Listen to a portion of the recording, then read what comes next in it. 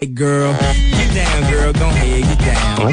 Get down, girl, go ahead, get down. Get down, girl, go ahead, get down. Great advice. Get down, girl, go ahead. Let me hear that back. How are you there, Terry? I heard you had a little problem this morning. You all right? A little personal problem? What happened? What's going on? Oh, wow. Way too early in the morning for that. You don't need stress on a Friday way too early in the morning, Terry. But you got your hair going, you got full makeup, you must have something going on today. Maybe it was karma that you had some problems this morning. What's going on? Well, this morning I get in my car and I get, pull out of my driveway, get ready to... Okay, I'm bored of the story already. Okay. David. Flat tire. Oh, is that what it was? Something like that. Something like that? I'm not Either sure. flat or Well, not. Yeah, either it's flat or not not. completely flat. Part of the car can diagnose. That's the one part of the car I can diagnose. Oh, it's It's good. It's not- better when you turn your makeup. Yeah, it's amazing. Not really, though. It's not completely flat. In my car, it has on the little dashboard thing, it tells you which tire that there's a problem with. It just shows that Well, you got a fancy little car there, That is Terry. fancy. Oh, yeah, those little Terry. Acura MDXs are pretty hot. Terry's like items. Knight Rider. Yeah, yeah. Right. I have to actually look at the tire. There's a problem, News Free. Right. Yeah, Steven, you have to actually get out and feel the tire. Yeah. Get your thumb all black. Yeah. Steven. Then you Jeez. pick your nose, and your nose is all soiled. Yeah. Well. So? Terry doesn't have to do that. How'd you know? Terry makes the bigger bucks, and she has a computer readout that tells her just how many pints of air. Is it air coming in pints? No. PSI. So much I know. How many pints of air she's low. Well, it actually doesn't tell me. It just shows what tire that there's some kind of problem with. It doesn't. Yes. So Yeah, that's it. why you struggled to get to work this morning. Yes. Because you were a pint low on your I don't left know. rear. I don't know what's wrong with that Low in her tire. left rear, baby. I'm sure there's something wrong with that tire. So you didn't drive your car to work this morning? No. You took the bus? No. Oh. I don't do buses. You took a... No, oh, I'm jeez. just kidding. Wow. How about that? You do it. You took... Okay. She took the limo. You took a second car? Yes. I I see. took the second Okay, car. well, I heard about it this morning because Pasty called me in a smoking panic. Well, I kind of panicked him because I was like, oh my gosh, what do I do? Am I going to, Right. I don't want to. So he calls me at home and wakes the wife and the baby. And, Oh, great. And their days all off now. and- Oh, jeez. Hard to get back to sleep. Right. So your little tire situation has caused chaos, shockwaves through the whole show. I know. And it's Shockwaves. Terry's having trouble, dude. Yeah. She may not be in. Is that what I need to hear at 5:15 in the morning? Well, it's not Probably Dave's not. fault, though, right? I mean, you expect him to call Well, us. I told him this. No, I told him, he asked me that when I walked in this morning, and I said, you know what? It's got to be a little bit of a bigger emergency for you to call me at home. Now, if you call me on the cell phone on the way to work, that's Right. fine. You can call me with any little detail on that. Sure. But to call me at home and scare that, because the first thought I had was that it was Angela's mom, which Okay. will send me into a absolute terror tantrum. Because she calls at all weird hours because she's overseas, Terry, with her dad works for the government. He's always relocated. They're in South Africa now. Okay, well. Quite the time change. Yeah, I would quite imagine. the time And I'm change. thinking, what is she doing calling at 5 in the morning now? And like, it's Dave. I'm like, oh, all right, let me have it. Oh, so she answered it? Well, she woke up. Well, I figured you'd be up by then. Well, right? I was in the bathroom doing my thing. If I'm Dave and I hear Angela's voice, I'm hanging up. Yeah, I would have too. That would have been wrong number. Sorry. Yep. And then I have to pick up the phone, and Oh, my God. I have to pick up the phone and hear, I ran out of cigarettes and forgot my credit card. right. I'm gonna have to go home, dude. They're out of water. I don't know what to do. And Pasty said he even checked with you, Steven, as to whether he should call me at home, and you gave him the go-ahead. Wow. He said, "What should I do?" And I said, "Well, if Terry's not going to make it into work, I think T-Man should know." Well, but the thing is, I didn't. What am I gonna say do with it I at that wasn't point? going to make it in. Sounds I good. just said that there's issues with my tire. I said I have to figure out what I need Well, to I do. I'll didn't- be late. Can you do this for me? Right. I mean, it didn't reach the right part of the scale for a call at home. It's like, come on. Call Zert and Squirt, everyone move on. We were hoping you'd say, "Well, best of then." All right. Yeah, we have missed a couple of Practice Fridays lately. Yeah. Ooh, practice. Wow. Full week this week. Man, 5-day work weeks are just 5 wrong. day, I'm I telling know. you, I'm going to one day go into politics, and my only goal is to create a 4-day work week for America. All right. Much more productivity comes out of a 4-day work week. Yeah. Happier spirits, a better America. Gotcha. And then once that's done, I retire. Step down and give it to my next in command. There you go. Mm-hmm. Give it to Gina Davis. Everything's fine. The T-Man. The terror is coming. You'll smell the fear. The Cube 93 Haunted House is back. Starting next Monday at 7, 2, 4, and 8. Win tickets to Cube 93's Haunted House and a chance to ride the Twilight Tower of Terror at Disneyland. Cube 93. Police chasing a runaway black bear stumbled into a backyard pot-growing operation tonight. An Eastern nice. Washington couple That's good facing luck. drug charges. During the commotion of the bear chase, the homeowner allegedly tried to toss a marijuana plant out of his garage. Yeah. A large pot plant sailed over a fence, landing on a Clarkston police officer who was pursuing the bear. Direct hit, Terry. Police found What several an bags idiot. of pot and a grow room in the house. Okay, that's kind of like when your arrest is meant to be. Well, I When mean, police are chasing a black bear around town, Terry, and you hear the squad car sirens and you throw the pot plant out of your garage window or whatever, and you hit Right. the police officer square between the eyes. Something tells me it was kind of in the cards that you get arrested. yeah, maybe so. Man. Just sounds like panic mode to me. Oh my God, we see police. I think they're coming. Hurry! You're right, they're running fast in our direction. Get rid of the evidence. It does make you paranoid. Oh my gosh! Don't draw attention. Just stay calm. Is that true that marijuana and heavy doses makes you paranoid? It can do that from time to time, geez. from what I hear from a friend. Wow. Friend. Yes. I want any bear. Okay, well, hey, maybe the bear was on the payroll. I don't know, Could Jerry. have been. They wound him up and, Said, "Go ahead, go. We'll pretend like we're chasing you." yeah, and the mission was complete. It's shocking how many people grow. They always stumble upon a big marijuana plant. God, everybody loves They it. stumble on 400 acres of marijuana. I know. Where did that come from? Yeah, in the middle of the forest. Lucrative business, I guess. Is it? Yes. Friend told you that too? That's right. Right. Okay, there you have it. So another marijuana field is now been seized by the authorities. Yes. World's a better place. Sounds like it's going to be a good weekend for somebody. Yeah. There you go. Cops will be lighting it up heavy tonight. Just in time for your Friday night fun. Big cop party in Eastern Washington. Oh my goodness. Clarkston County, here we come. Sound good to me. What else? What else is going on this morning there, Terrence? Well, we talked about Tori Spelling, I believe it was sometime this week, and her husband splitting up. Splitting up, Terry. They can't take Yeah, each other. after- They had a massive wedding. Huge. They had a humongous wedding. Yeah, Daddy's house. And less than a year later, I hate you, go away. Well, yeah, pretty much. New York Daily News is now claiming that it's because of another guy, and I recall mentioning that I heard something like Tori's that. husband found another guy? No, she did. And the guy's name is Dean McDermott, and the TV movie that they met on, the set was called Mind Over Murder. Mind over murder? Mm-hmm. Yeah, I have a TiVo, Terry. Yeah? Can't wait to sitting watch there. it. Just been sitting there waiting for the right time when I won't have any distractions to watch Tori Spelling and her acting genius make this movie go. Yeah. Yes. Has the movie been shown yet, Terry? I have no idea. Oh, well, now it's a ratings bonanza if they haven't released it yet. Right. We got to see the movie that tore Tori Spelling away from her husband and to this Dylan McDermott. Dean. Dean McDermott. McDermott. Who's Dylan McDermott? Sounds He's an familiar. actor, though. He's an actor. Isn't he? My What- best friend's Law- wedding. Oh, is that who he is? Isn't I thought he was one the dude from The Practice or something. Yeah, that's it. Well, I think it's the same guy, isn't it? I don't know. I don't think so. Okay. But that's fine. Whatever. I'll look it up. It doesn't matter. I just saw a trailer. He's in a new movie. Dean McDermott. Dean McDermott, yes. Yes. So, and apparently one of her friends Oh, no, told I'm definitely People wrong. magazine that, hey, it just happened. It just happened, Terry. It was one Can't of those. help who you fall in love with. You can't all help. that You crap. can't help who you fall in love with when you're married to somebody else. I know. These things just happen. Right. You say I do. You talk to the pastor, minister, whatever the person is overseeing the wedding. You tell them about till death do you part, love, honor, cherish, sickness, health, rich or poor, all that crap.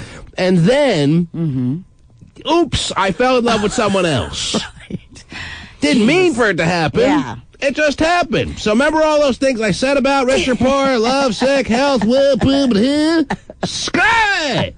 Right. I'm in love with this guy now. Let's get it annulled. Oh. Went a little too long with the marriage there to get it annulled. Damn. That is true. Stephen, who's Dylan McDermott? Dylan wasn't the practice. The guy I was thinking of was Dermot Mulrooney. Oh, wow. You were Completely not anywhere near where I was thinking. Well, that's because you're a moron-uni. Yeah, that could be. Mm-hmm. Or I could just have been wrong. Maybe a little of both. Anyhow. Yeah. So, Tori Spelling was leaving her first husband. Yeah. Was it her first husband? Yeah, her. Yeah, first. Mm-hmm. Charlie I Shania. hope her dad chokes her to death. Oh, no. don't know if He's not going to do anything. He'll be like, okay. I don't know if he's got the strength in that little feeble body to choke even a kitten. I think you're right. Ooh, wow. Okay, I hope he hires someone to choke her to death. Mm-hmm. Now that he can do. Okay. Yes. Yeah, a few people, I'm But sure. Terry says that she's daddy's little girl, Yes, and anything she does, she can do no wrong. it's forgiven. Mm-hmm. Unconditional love Even by though- father to daughter. Yes, even though Tori Spelling's father, Aaron Spelling, for those who may not be in the know, threw her a $900 million wedding. It was gigantic. Just 11 months ago or somewhere in 14, that. actually. 14 months ago. Mm-hmm. Even though he's still probably paying off the final installments, because you know he doesn't pay in one lump sum, Terry doesn't have the money. He still is not going to be upset with Tori because that's his little girl, and she can do no wrong. I think they even had like their dogs in the wedding or something. Yeah, really they did. stupid They like did. that. Their dogs Yes. were walking down the aisle, too. Yes. Something stupid. Mm-hmm. Well, that just indicates to me an immense amount of love, Terry. And I can't believe that it didn't work out. And it only made it 14 months. Yeah, 14 months. Stephen, if you would have thought of that, would you have had Campbell in the wedding? No, probably not. Oh, jeez. She's even disappointed in herself, she says. She tells People magazine that she's really disappointed in herself, and she doesn't know exactly what happened and when things started to go wrong. She doesn't know when it happened. She doesn't know how it happened. She just knows it happened. Yeah. She went into the marriage with the best of intentions. Yeah, right. you Then know. just one day, her vagina was being stabbed by some other guy. Stephen. Mm-hmm. Are you afraid Campbell might talk? I'm not, no. Okay. I don't think she can talk. Oh, well. When put Last to, I checked, she doesn't talk back to me, though. when put to such stresses that one may claim she's been through, Stephen, you just might find she'll talk. But anyway, I wish the best for Tori Spelling and the new guy, Terry. Yes, Dean McDermott. Dean McDermott, yes. Now, who's we figured out who Dylan McDermott is. Right. Yes. We figured out who Duman Morani is. Right. What was that name, Stephen? I think it's like... now Dermot that you said that, Mulroney or Dermot something. Mulroney. Dermot or Mulrooney. What has Dean McDermott done? What has he done besides this TV movie? Mind over murder. I know the movie that he fell in love with Tori, the married Spelling with, but Right. what other stuff has he done? Oh, there he is. He's a handsome fella. Oh, jeez. Stephen better not be bumping into him anytime soon. Maybe we need to call the wife and kid and let them know. Stephen will be like, Amy, it just happened. You can't control these things sometimes. He was in a movie in 1998 called Bone Daddy. Bone Daddy! Oh my gosh. See, when you I are don't want to know. when you are a former star of Bone Daddy, I think every woman out there is pretty much going to melt at your feet. Bone Daddy. A Bone Daddy! He's also going to be in the TV version of a new version of Kojak Oh, coming out. there it is, yeah. Alrighty. Looks good with a lollipop in his mouth, apparently. I don't know. So pretty much he's an actor nobody, and What- he's right, trying to he's a hook nobody, up with yeah. Tori to Well, get into Daddy's good How can you graces. say he was a nobody when he was in Bone Daddy? And Touch of Pink. Sorry. Now, is he the Bone Daddy, Stephen, or was he the Bone Son, or what was he? How was he related to the Bone Daddy? I don't know. Let me check. What was the Bone hey. Daddy about? It doesn't matter. Okay. Who else? Any other names? Rutger Hauer was in it. Okay. I've heard of him. All right. Well, Tori Spelling's got quite a catch there. Yeah, she Good does. for her, Terry. Well, yeah. Very excited. Oh, he was in the Def Leppard story. Yes. Wow, that was good. I saw that. That was on VH1. That was awesome. What else is going on, Terry? Lost his Please. arm. Just to let you know, Kate Moss has now come out and apologized for her cocaine use, and I don't know if I told you this yesterday, but she's lost even more modeling gigs. Burberry and Chanel have dropped her as well. Everyone's turning on her. Yeah, pretty much saying, "Oh, you're a cokehead. Sorry. Oh, geez. You know, you're not setting a good example. Yada yada." Last I checked, those are two pretty big names that dropped her. Burberry and who? Chanel. Chanel. Yes. Two pretty sizable fashion names. Yeah. You're maybe now understanding why she's being a little apologetic in her situation that she sits in right now. Yeah, she sees her money going away quickly. Okay, Burberry dropped me, Chanel dropped me. Hey, I'm sorry. Didn't mean it. Okay, I'll do it indoors from now on. Won't do it again. Hello? Yeah. Anyone still out there? I know. She's claiming the whole "I take full responsibility of my actions." Kind of the same statement Tori Spelling made. Yeah. Wow. Don't know what happened. You got Kate Moss snorting coke and Tori Spelling snorting Dylan McDermott. Dean McDermott. Right. And they put out the same statement, it sounds like. Mm-hmm. Except Kate Moss, last I checked, doesn't have a multi-billion-dollar daddy. No. Yes. No. Huh? Right. The T-Man. Hurricane Rita is now a Category 4 hurricane, packing winds of 140 miles an hour. Yes. This satellite picture from the Gulf Coast shows the storm howling I see it. just under 400 miles from the Texas-Louisiana coast. Oh, geez. This storm is huge. Right now, Rita is as big as Washington, Oregon, and Idaho combined. So's your mom! Wow. I'm still having trouble with the fact that the hurricane's named after my mom, Terry. Yeah, that is bizarre. And when I hear him say things like, Right now, Rita is as big as Washington, Oregon, and Idaho combined. she's not that fat! Oh, they're talking about the hurricane. Yes. Yeah, I lose sight of that, Terry. I forget. Yes. It's weird to have a hurricane named after your mom.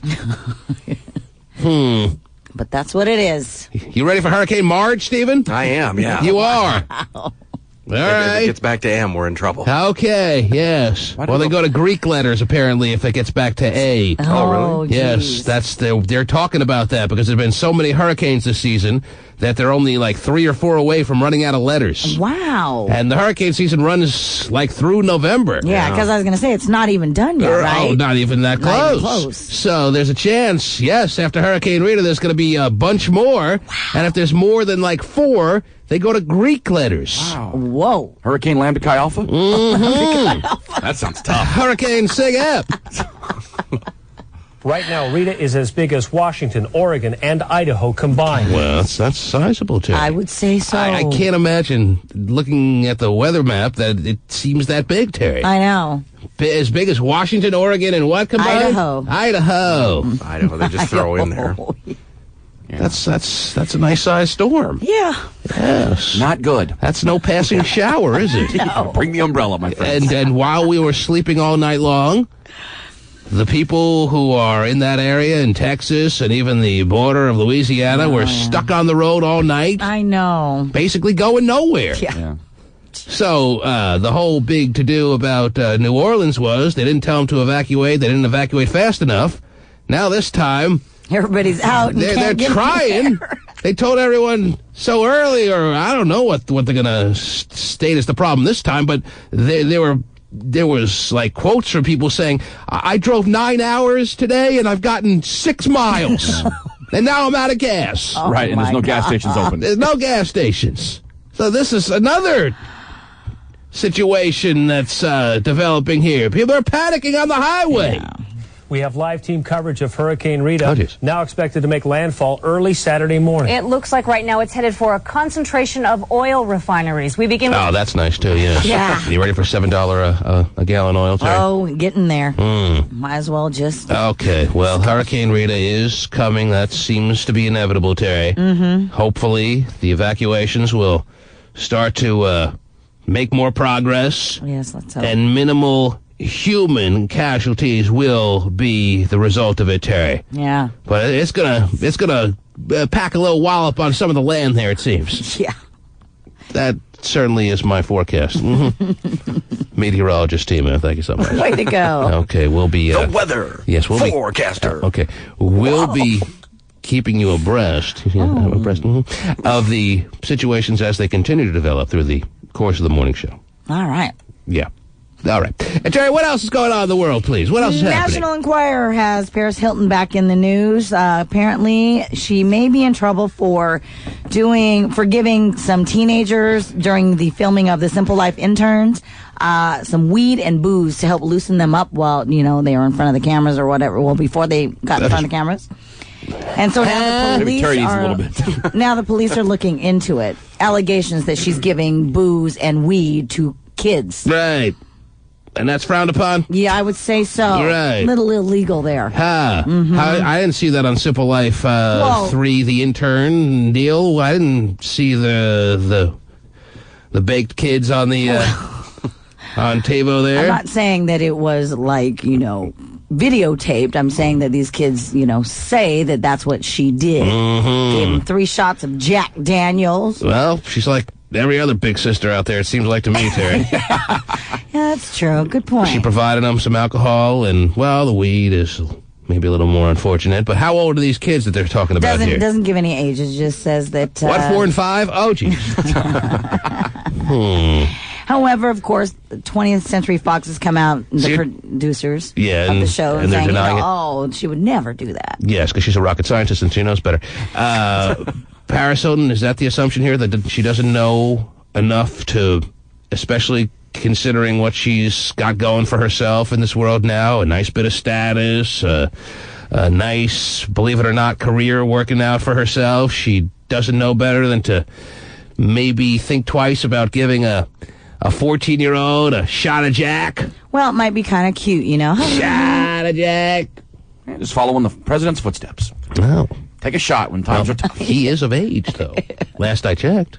Well, we don't know if these guys were young or not. Okay. Well, it says minor. Okay, Yeah, she gave alcohol to minors. There you go. Well, she knows maybe she's so brilliant, she knows what makes good TV, and she realized that she needed to do that. How it is. Now, minors imply under 18. And in most states, or I think the whole country, the legal alcohol age limit is 21, right? Is that a nationwide deal or what? That's why we all go to Canada. There's not one state in this country you can drink at 18. I don't think anymore. I Not don't anymore. think, no, I think not Montana anymore. used to be. Or Yeah, it something. used to be Idaho. Still obviously unwilling to accept that. Anyhow. Better cancel that party at my house this weekend. Okay. I didn't know under 18 was against the law. I'll call all the 16-year-olds for you and All right. tell them it's off. Thank you.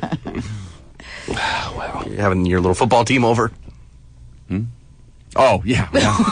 Not really. Not really that little or that young, but okay, they can come too. You got a game this weekend? I do. Team Hotshot taking on the hated Bears from Bellevue. You playing Bellevue? Wow. Yes. You don't like Bellevue? I do not. As a person who went to Issaquah High, this is a personal thing for you. Wish we could nuke the whole city. Oh, easy wow. now. All right, that may be a little strong. Wow. Take out Bellevue Square and everything? Okay, leave Bellevue Square. Okay. And Kohana. All right. Exactly. Oh, my All God. right, let me see if I understand you right. Your little 10 and 11-year-old football team that you're one of the assistant coaches for, let's be honest here. Okay, you're not promoting yourself to head coach all of a sudden, are you? Right. Okay. So it's not really called Team Hotshot, is it? Yeah, he's called it Team Hotshot. They don't know it's Meanwhile, called he's that. the offensive line coach. Yeah. They don't know they it's know called now. Yeah, they don't know it's called that. All right, so Team The Hotshot. jerseys don't say that yet. Team Hotshot from the Issaquah School District. Correct. Is what? They're 7th graders, 6th graders. What are they? No, 5th, 6th. 5th and 6th graders. Okay. You're playing the Bellevue School District. Yes. And do your kids have an awareness of how significant this is to you, that you will cry in your soup all through the rest of the weekend if you lose this game? No. They don't realize They that. don't care. You didn't make that clear all through practices this week. No, I try to keep the emotions in check. Until They're not going game to lose, are time. they? But when the opening gun sounds, because they have a gun, Terry, in football these days, Sure. you will be in full high-octane mode, doing everything it takes to beat those Bellevue pussies. That's right. That's how you see it, right? Yes. Well, that's how he sees it, Terry. I was. Just trying to get in his mind. No, right. As someone who went to Issaquah High, I was going to say, I thought they were the Bears, but, I get it now. as someone who went to Issaquah High, Terry, Yes, I he know. sees the Bellevue School District, no matter what team they're throwing out there, Yeah. it's just a bunch of pussies Right. who need to be beaten from pillar to post. Hot tub high, going down. Oh, hot tub high. Wow. Now, Jeez. there is some drama created for this 10 and 11-year-old game. I think I may have to go, Terry. Wow. Yeah, these guys take it so serious that even if they lose, a little orange slice and can of soda after the game cures everything. Yes, and that's not going to sit well with you. If you see smile, let's say you guys lose to the Bellevue Pussies. Oh, damn you for even... You see anyone on your team drinking a can of orange slice and smiling, Right. You'll be irate. I will be, yes. Means a lot to Hopscotch Terry. I know. He'll sit him up in the stands and just tear him up. I mean, the offensive line. correct me if I'm wrong. To Issaquah, Bellevue is the biggest rival, right? Now they are, yeah. Because you can never compete with them. So they run up the score on everybody every weekend, so they'll be fine. See, I kind of trapped him into answering that quickly, and I don't think he realized what he just said. I know. Because he knows that when it comes to hand-to-hand football combat, Bellevue is the superior school district. They're rocking, that's for sure. And what was the last time Issaquah High, the varsity team, beat Bellevue? 2 years ago. Really? They're the last team to beat them, yeah. Are you sure it was 2 years ago? It was the year they... Yeah, 1994, 2 years ago. No, it was the year they met in the championship game. They beat them in the regular season. And then Bellevue beat them in the championship. So they got revenge. So that win that Issaquah had is wiped out. It kind of is, yeah. All right.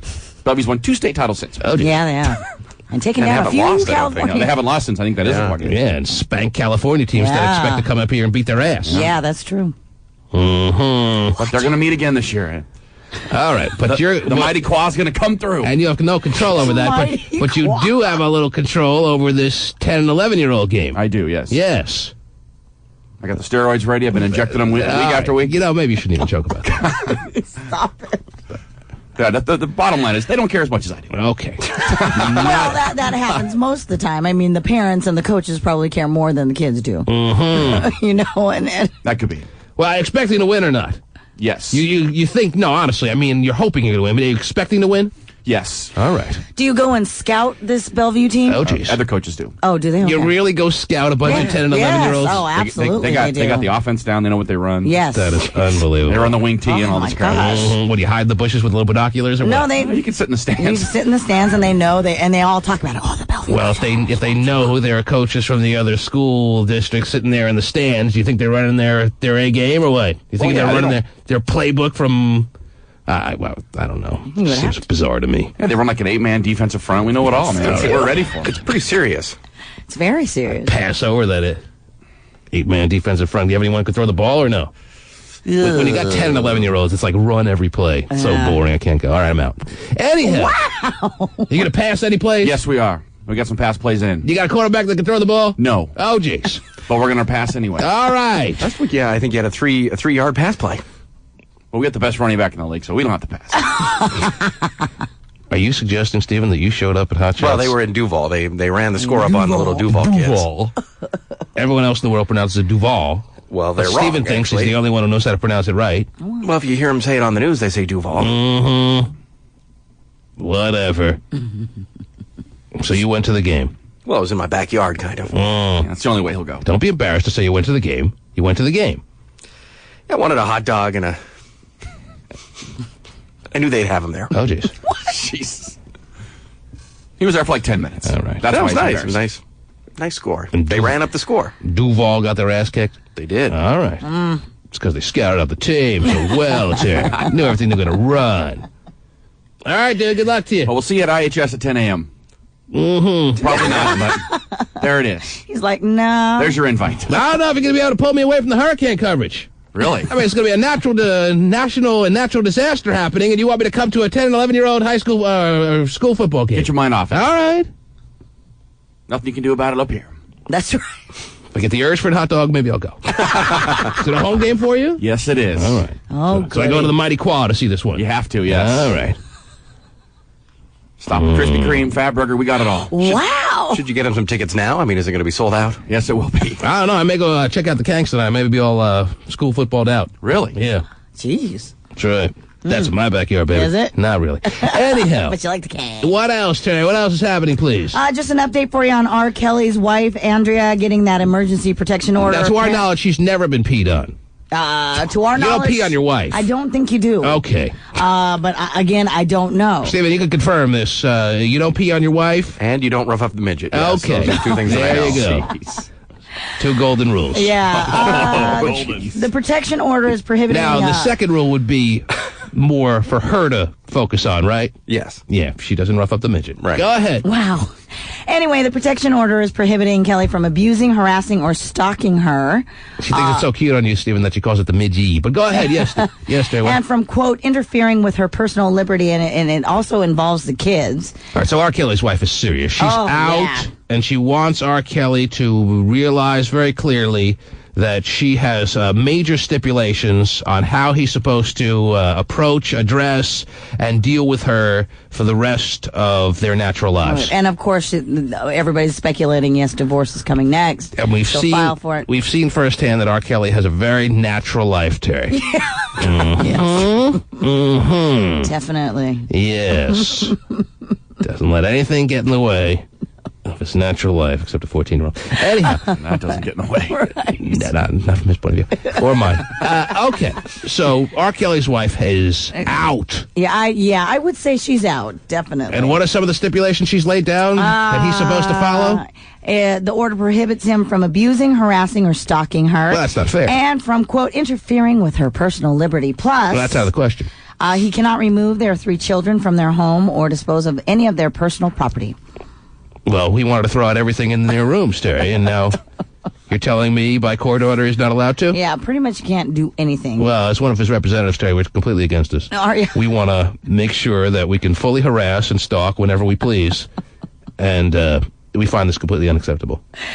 And she is obviously a woman in distress who obviously, because of that, can't take care of the children properly, and we want full custody. Oh, wow. Is that what you would say? Mm-hmm. Mental stability there? Well, based on the stipulations that seem so outlandish that she's thrown down to R. Kelly, it's pretty clear of her state of mind, Terry. And we want her to immediately be separated from these children and for R. Kelly to get the custody ASAP. That probably wouldn't happen, though. Okay, never mind then. Then we'll just go to the Mighty Quad, check out the gate. I mean, he's harassing, he's stalking, and being physical. Come on, R. Kelly's harassing, stalking, and being physical with her. Supposedly. Whatever. I mean, she gets an emergency protection order. They don't just, Sometimes women just get emergency protection orders to make a statement. Sometimes women just get emergency protection orders to stick it to a guy that they're a little bit angry at. And sometimes they really need them. Right. That's true. But I don't want to think, Terry, that there are some times that women are just using these emergency protection orders as a tool to try to needle a guy that they're not too enamored with at the present moment. That would be a manipulation of the courts, Terry. That would be. And bringing the courts into your little husband and wife squabble, Terry, would be a misuse and horrible misuse of the courts and a horrible tactic to employ. Well, and then she would be arrested for So we want her immediately locked up in a rubber room. Thank you so much. What a great attorney you are. Well, I have a hard time believing that R. Kelly, Terry, given his, first of all, even recent success. I was going to say past success. His last album did pretty well, right? Sure. It's not like he's it's not like he's fading. Oh, All he does is sell records. No, he's... Not only has he been able to weather the storm of the allegations that have come down now, 4 or 5 years ago? Are we looking back about 3, 4, or 5 years ago since... With the whole videotape? Yeah. P-Gate. Not only has he been able to weather the storm of P-Gate, but he then... since has put out an album that people bought in droves. Right. Well, and the big thing for him too was the little mini movie video or whatever for his Trapped song. in the Closet. Yeah. Yeah. That was huge. Gosh. So you're going to tell me, given all that, given all he's been through and all the success he's had recently, he's going to be stalking the little woman? Come on. Let me ask you this. Is it hard to get an emergency protection order if you go to the courts and look all scared? And I'm not trying to diminish the value of the protection order. I'm just asking a very simple question. If you go and you look all frightened and you got your fingers in your mouth, can anyone get a protection order if she tries hard enough? Just a Bartels, I think, right? You mean an emergency one? Can you go to the court? Okay, let's say you decided for some reason you were mad at Hot Shot. he's taken this football thing too seriously. He doesn't pay enough attention to you anymore, Terry, here in the workplace. And you get angry at him. In order to make a statement and send him a message, could you go to the courthouse and claim that you were frightened for your life of this guy and get an emergency protection order pretty easily, or no? No, I would, because I would have to give proof of... What kind of proof do you need? Well, it's usually a physical proof, like, bruises or whatever. So you self-inflict. Didn't you see Thin Line Between Love and Hate 10 years ago? Yeah, yes, I did. See how easily she bruised herself? You don't need a bruise to get a protection order, right? Well, no, I mean, there's different levels of protection orders on how quickly a judge is going to act on them. So you're telling me the judge he asks to see your bruises. Please step to the bench. But like You're fine. Get out of here. Usually, let me take out Let me take out the tape measure. This bruise is only a half an inch like long. I said, usually, like in my incident, it was an emergency protection order because it happened right then and there. Yeah. So I'm assuming that because she got this emergency protection order, Probably if you file a police report, you can get one. something must have tells happened me that they're not that tough to get. No. If you really are motivated to get one. Well, let's send Terry down there at 8:30, see if she can get one against Hotshot. Oh, jeez. Now that would be quite the morning show little bit. Get one against all of us, then she'd never have to come to work. There you go. can't come within 500 feet of you. Well, it's a damn shame. Who's going to do our dazzling stories? Yeah, who loses in that case? We're screwed. The T-Man. Power. Eric Powers. To the beat. Well, classes at the UW haven't even started yet, but strangely... Man, that's actually pretty crazy right there. End the story right there. Classes at UW haven't even started yet? No, they don't start. I don't think they start till what, next week? Football starts, school should start. You would think. What are they, like 9, 12 games into the football season already? Or at least it seems that long? Yeah. You missed the season. And there hasn't even been a class yet? Season. Well, classes at the UW haven't even started yet, but strangely, lots of people are racing for the bookstore. Oh, jeez. Especially fans of Playboy. That's because the girls of the Pac-10 issue hit the stands last week. The popular... Do they actually really have Playboy in the UW bookstore? Sure they do. All right, well, then there you go. It's still a reputable news story. Especially fans of Playboy. That's because the girls of the Pac-10 issue hit the stands last week. The popular issue features 7 of the university co-eds. Alexa Eileen says she posed for the fun of it. My family has been supportive. Fun of it, Terry. Yeah, woohoo! Diet Coke. Ow! Yes. That was fun. Oh, jeez. Alexa Eileen says she posed for the fun of it. Alexa Eileen just sounds like a name they had to go with, Terry. Alexa, Yes, you can't go wrong with the name Alexa Eileen Right. as far as your chances of getting in Playboy. Right. Now, Marge Kilbreath, you may have a problem. Not posing. Not posing. They're not expecting much from your poses with the name Marge Kilbreath. Alexa Eileen, they're expecting pretty big things. Big thing. Yeah, baby. Alexa Eileen says she posed for the fun of it. My family has been supportive. It's geez. not any negativity. That means they're still talking to her. Right. They haven't decided to give her the outright silent treatment. My family has been supportive. It's not any negativity. Oh, geez. But it's probably not their happiest thing that I've done. Wow, that'd be kind of cool if it was their happiest moment ever as parents. So proud of We you. were waiting for this day for you since you were born. Yes. Better than when you became a Rhodes Scholar. Oh, jeez. Not any negativity. But it's probably not their happiest thing that I've done. More than 100 girls tried out for the issue. Only 7 made it. That includes Alexa and 2 of her roommates. Wow. Alexa and 2 of her roommates are in the issue, Terry. That's a jackpot little dorm room, huh? I would say so, sure. Be a lot of dudes just knocking on the door. Yeah, could I get some directions? I'm lost. Right. Isn't there a candy machine around here somewhere? Alexa and 2 of her roommates are in the issue? Yeah. Good house. You're assuming they're in a house. Whatever. All right. It doesn't matter. It's a good shelter. Okay. Good shelter. Yes. 100 girls tried out at the UW, Terry. Does that seem like a large or small number? I'm thinking it seems a little small. For the UW, I don't think so. but still 100? for Playboy. They want to get naked? Yeah. Well, And published. they all get naked from time to time at UW. Usually on a sleeping porch. though. Oh, jeez.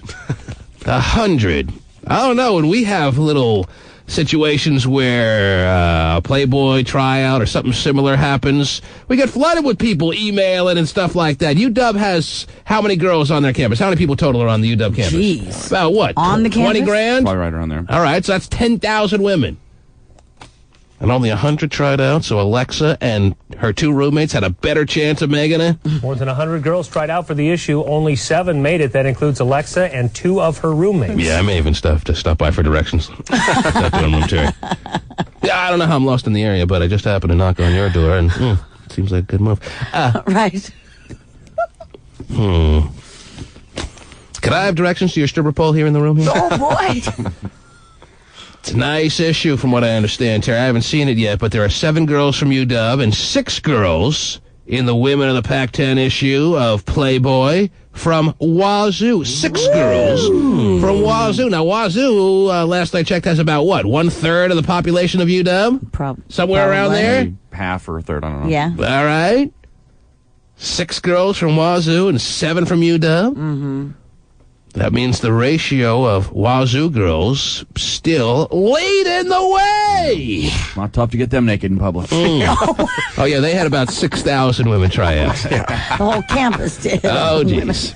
Right, some of the teachers. Yes, Miss Needlebaum, you're 62, and you've been a professor here for 30 years, and you've tried out every year. Sooner or later, you're going to get it through your thick head. You're not going to be in the issue of Women of the Pac-10. Right. We invite you to the parties. That should be good for you. But you do have some nice 62-year-old breasts, Miss Needlebaum. Do you remember Miss Needlebaum from school, Terry? Oh, loved her. Oh, I just made her up. Anyway. Sounds hot. Terry probably had her. Wow. It's on newsstands now, is that right? That's what I'm hearing. I believe so. Pasty printed me out the cover here. Oh, yeah. I thought we used to get it delivered here. We do get it delivered here, but it's always stolen out of our mailbox. Steven takes it. Mary the Poop. Yes. Oh, jeez. Why don't you run out to the local whatever and grab us a Playboy, would you please? I would love to. Okay. Oh, you would love to. That's a nice little trip he'll take. Okay. I have a girlfriend, so I can't look at it. Hey, Playboy. Oh, wow. Well, how about Hopscotch taking a shot at the pooiest poo? Just an easy shot. Oh, my An unabashed gosh. easy shot. But it's pretty much the truth, huh? Are you sure you're going to be able to even If you touch can't it? look at women in their clothes at an amusement park, you probably can't look at naked women in a magazine. All by right? time, too, at the same time, just to cover it up. Wow. All right, he has no response. Anyhow. You what? Okay. Show does the sport? Okay. So the Women of the Pac-10 issue is on stands. Yeah. 7 women from UW, including Alexis Eileen. 6 From WSU. WSU, Sounds Terry. like Washington State is pretty well represented. Terry's pretty proud. Oh, yeah. Things still going well, even though she hasn't visited the campus in some time. Some say ever. Seems like you could take another year off from visiting the campus, Terry. Some say... I meant like Washington State as a whole. Oh, Whole okay. of Washington State. Wow. Well So represented. you were incorporating the UW in that statement. That's Yes. very big of you as a Wazoo's former student. Terry, what else is going on in the world? Well, it looks like Toyota is... I bet a couple of guys knocked on your dorm room asking for directions, huh, Terry? Oh, yeah. And it worked every time! Actually, no. I had a boyfriend all through college. All right, easy now. I'm just playing around. You don't have to defend your former Wazoo status. All right? We all know what it was anyway. Okay. Boyfriend or no boyfriend, you were getting it done. Well, that's true. Okay. Toyota apparently is working on a new cloth car seat that's going to cure baby rashes on their behind. Oh, jeez. It's got medication somehow put into it or something. And they say that it might be ready in a year or two. It's going to end the day of the baby rash. I guess so. That's amazing. Yeah. Yeah, because Jaden has a baby rash on his pants right now, Terry. Right. And if I put him in that car seat, it'll go away, I'm sure. What do you got to do in this car seat? Put your kid in naked? Maybe so. It's the magic car seat. Naked baby on board. You'll see I mean, that how does it anytime. cure baby rashes if the kid's wearing clothes? Doesn't make much sense to me. I know. All right, well, you asked for it. You got it, Toyota. That's right. Does it have any explanation in there, Terry? No, it just Okay. says Well, that then they're let's working on move a on. cloth car seat that's medicated to cure rashes. It's medicated to cure rashes. It's just going to seep right through the clothing and Maybe that's it. take care of any diaper rash that may exist. Oh, yeah. So Well, while you're- I mean, I'm sure. So while your kid is screaming at the top of his lungs or her lungs in the car and stressing you out to the point where you're about to cause a 7-car pileup, he'll be rash-free. That's right. Sounds terrific. Jeez. Big progress. Jeez. What else? What else is going on? I think I need to move to France geez. because they are now offering parents money to have 3 kids or a third child. Why are they doing that? Because they're worried about the underpopulation situation? Yeah, I guess they are. They're Why don't they just take these Chinese kids that they're clamping down on families having kids over in China, aren't they? Well, yeah, in certain That'd areas. be kind of cool to have a future generation of Chinese French-speaking people. He looks Chinese, but I think he just said, voulez-vous say au revoir?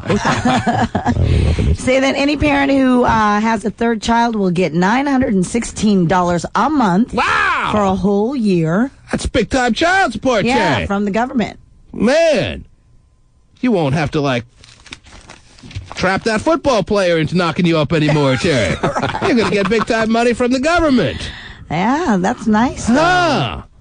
$916. Hey, the Pope, what are you still doing here? I didn't know if you wanted me to leave. Huh? I didn't know if you wanted me to leave now. He's waiting for money. That's code for no money. Yes. Yeah. That's code for I'm tapped out. Can you spare me a dime? Can't even lay it out or what? Well, I didn't know if you guys wanted me to get you breakfast at the same time. Oh, jeez, man. Oh, Two he wants birds with to one stone type of multitask. situation. He's pretty efficient. Oh, look at him. He is. I try to be. Mm-hmm. Well, I didn't know it would take so long to just run out the door and get a Playboy. Pretty sure Bartel doesn't take sport gift cards. Mm-hmm. I got a slew of those as well. Okay, so is it that do you have the money to lay out for a Playboy or no? No. You don't? Okay. Tough to be a baller with no money. I appreciate your honesty. Oh, my gosh. Are they not paying you enough here at the Mighty Cube 93? Absolutely not. Oh, jeez! Well, you wanted more honesty. Well, You when, got it. when are you gonna, like everyone else around here, gonna come into my office and ask for a raise? You know, Terry does that every other week.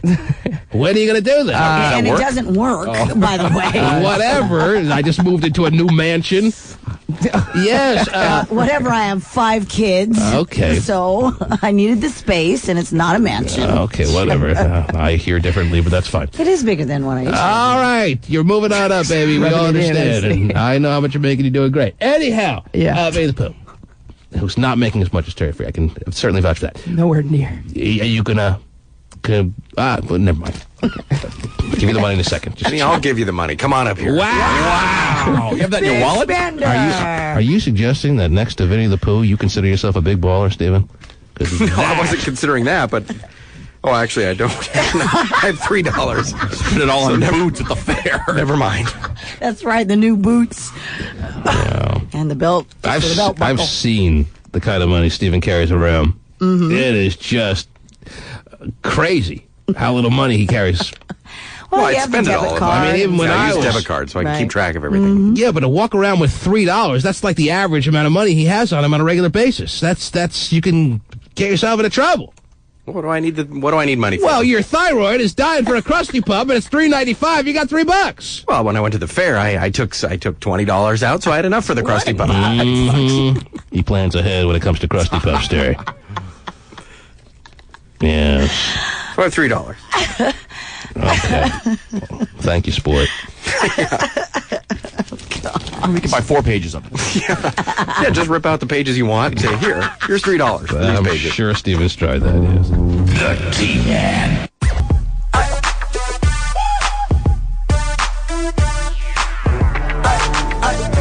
Risky behavior in teens could be a cause of depression. Oh, geez. A new study shows teens who had sex or used drugs had a higher risk of depression a year later. Right. This is surprising news to researchers because they used to think it was the other way around.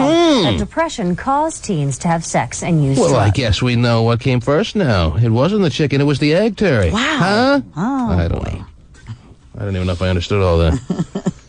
I just know I didn't do either one in high school. I was pretty depressed. Risky behavior in teens could be a cause of depression. Right. A new study shows teens who had sex or used drugs had a higher risk of depression a year later. A year later. Well, it sounds like you better not stop then. A lot of them probably don't. Oh, jeez. Oh, I see. So it doesn't matter if you stop or not. You're going to be depressed a year later. Right. Ah. Yeah, not necessarily. Well. A new study shows teens who had sex or used drugs had a higher risk of depression a year later. Something you teenagers should be aware of. At least you're getting laid, Oh, though, right? jeez. Whoa. You think the sex and the drugs is going to make you feel better? Wait till a year later. This is surprising news to researchers because they used to think it was the other way around. Right. That depression caused teens to have sex and use drugs. All right. There it is. Wow. Then the cycle begins. You get prescribed medication. You know what's all doing? I downhill. don't know. Anyhow, Terry, what else is going on, please? What else do you have? This I thought was a pretty interesting story. It's out of Amsterdam, where a television reporter is planning on doing heroin along with some other illegal drugs on air. Well, how about Terry sticking with the drug theme here?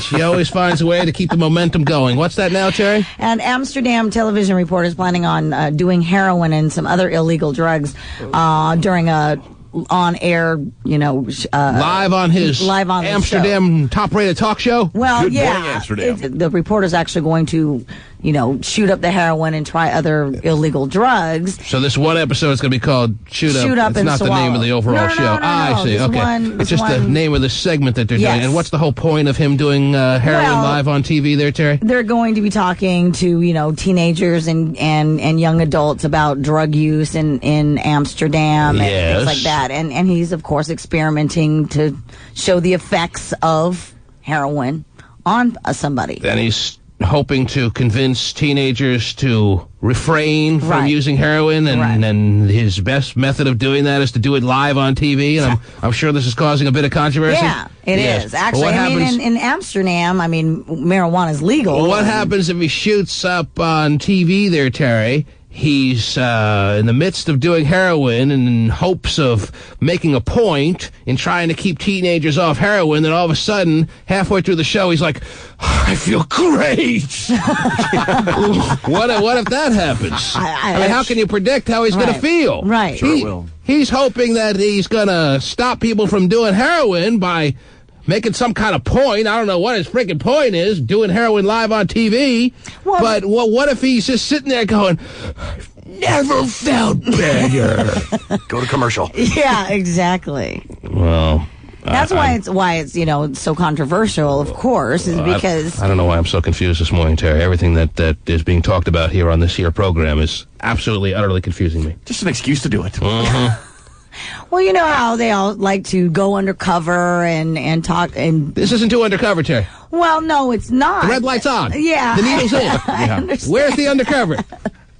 But they're also going to have guests who have been on heroin. Right. So, the downfalls, the pitfalls, all that. What's all the rage All the about heroin? falls. Let me find out. Oh, that feels good. Oh, geez. Wow. Well, I'm not sure I understand what you're telling me, Terry. I've heard you say it now once or twice or whatever it was, felt like a million times. And yet I'm still confused. What the hell's going on here? Some dude's gonna shoot up heroin Oh, geez. on the TV show Wow. live. Hook up the satellite there. I can't wait. That'd be cool. It'll be a late night segment though on October 10th. October so, 10th. They got the date marked down. Yes, they do. They are already promoting it. Yeah, they are. And it's getting such big buzz going on. They're thinking of moving it to pay-per-view. How long does it take to affect you, though? I mean, Heroin, Steven? I mean, like the where the pitfalls and the downfalls are going to be ways down the line, aren't they? Well, Like an hour or so, at least. so you're saying the first few minutes is a nice rush, based Well, on your experience? Isn't that why people do it? You tell me, Steven. You're the junkie of the crew. I don't know. Yeah, I'm having trouble understanding his Yeah, it point. doesn't too. make Well, and Let's that's get it. that. I guess, according to this story, they're also going to have people who in on the panel Who have been who have on been heroin there. for years and are Right. going to talk about all Right. the pitfalls and Right. the problems that it's caused in their Right. lives. The bad skin, the losing of the teeth. Yes. Yeah, the popping at the flatlining of the veins and all that good stuff. Yeah. So they're trying to convey to the public that this is all for the best of causes. Mm-hmm. But some people still have a problem with this dude sitting there in front of a television camera shooting up heroin live and in your face on Amsterdam's mighty Channel 5. Yeah, in fact, one person says, quote, "This is dangerous and it sets a bad example." Well, yeah, I mean, this could all go wrong. Even the people on the panel are like, well, I don't know what you're talking about. Heroin's been great for me. I enjoy it every day. And I've actually found a big turnaround in my life since I started 17 years ago. Now I got to get to the red light district before the bus wears off. What if everything on this damn show just backfires and goes wrong, and then you have a whole country full of heroin addicts? Well, that's okay because they have another reporter who's going to be doing segments about engaging in sex acts. I mean, last I checked, heroin not the #1 drug on the radar. Maybe in Amsterdam or in wherever. But here we got a big meth problem, don't we? We do, but I can't wait for the cable access show where the guy used to sit around the tub is now he's gonna break open his meth lab for us all. Right. Because obviously that's the in thing on TV. I think John Curley should do it. John Curley should just open a meth lab and do it for us live and show us all the pitfalls. This is how you cook it up. This used to be a bed and breakfast in Port Townsend. Oh, it's a meth lab. And boy, is it more lucrative. Right. It's open all year round. May I see your story, please, You Terry? may. Oh. I said, oh. Oh. Okay, yeah, thank you so much. Don't repeat it. Okay, well, yeah, here it is. It's a Dutch television talk show. And they plan to have one of their hosts shoot up heroin live. Wow. How does it feel, sir? We're shooting up heroin live. Next Amsterdam Live. Next Good Morning Amsterdam. Right. Whatever. It's a weekly program that discusses the issues of the week. And their October 10th show is going to be entitled Shoot Up and Swallow. I'll tune in for the swallow part. Wow. I don't know. It's like us having, hot shots sitting here and geez. get really wasted Now, and why then can't have you one just- in the State Patrol come that in doesn't show long-term and blow effects. the, we thought that of this kind of thing. Yeah, we've done this years ago, Terry. Didn't Billy the Kid do Viagra live on the Oh, I guess they did. Yeah, sat there turning all blue. All right. Yes, I see here where Peter Heerma, Terry, says, Yeah. quote, this is a dangerous idea and it sets a bad example. Right. Yes, he's a spokesman for the Christian Democratic Party over there, Terry. We're going to ask the Justice Minister for his view on what the law says about this and his view on the dangers and risks involved in this kind of broadcasting. The show's in-studio host, Sophie Hillebrand, is going to simultaneously, while one of the hosts is shooting up heroin, she's going to interview guests about drug use and drug abuse. And there are going to be segments taped in the field about some of the dangers of drug use. It's all for a good cause, Terry. Yep. Trying to alert those young people out there. You know, if American broadcaster would have thought of this years ago, there would be no such thing as Nancy Reagan, way back when, telling us to say no and everything else. What if Diane Sawyer brings that up at a meeting? Oh, yes. Here's an idea. Now, call me crazy. And Ted Koppel says, that, Nancy, is what we've been looking for. Right. And in fact, I'll be the one that tells the story, if you don't mind. Do we have any volunteers? Everyone raise their hand.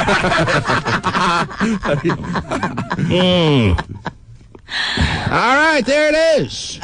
You're not going to see it here in the States. No, definitely never do that. But in case you're traveling to the Amsterdam area, yeah, sometime in October. you may want to set your traveling TiVo. Well, that everybody knows that Amsterdam is known for, being pretty liberal for its drug use and sex. Yes, well. So, and then maybe you have this is going coming to up. maybe this is going to turn the tide. Or make it that much worse. I don't know. Whatever. I don't really care. Okay. You could say, okay, we'll do more. Very interesting. Yeah. I guess. Why heroin? I don't know. Speaking of very interesting, I guess not really. Schwager! Hello, T. Ooh, he's a college student. What's up, dude? Well, it's the end of my first week of college. Really? It went that fast, huh? Yeah.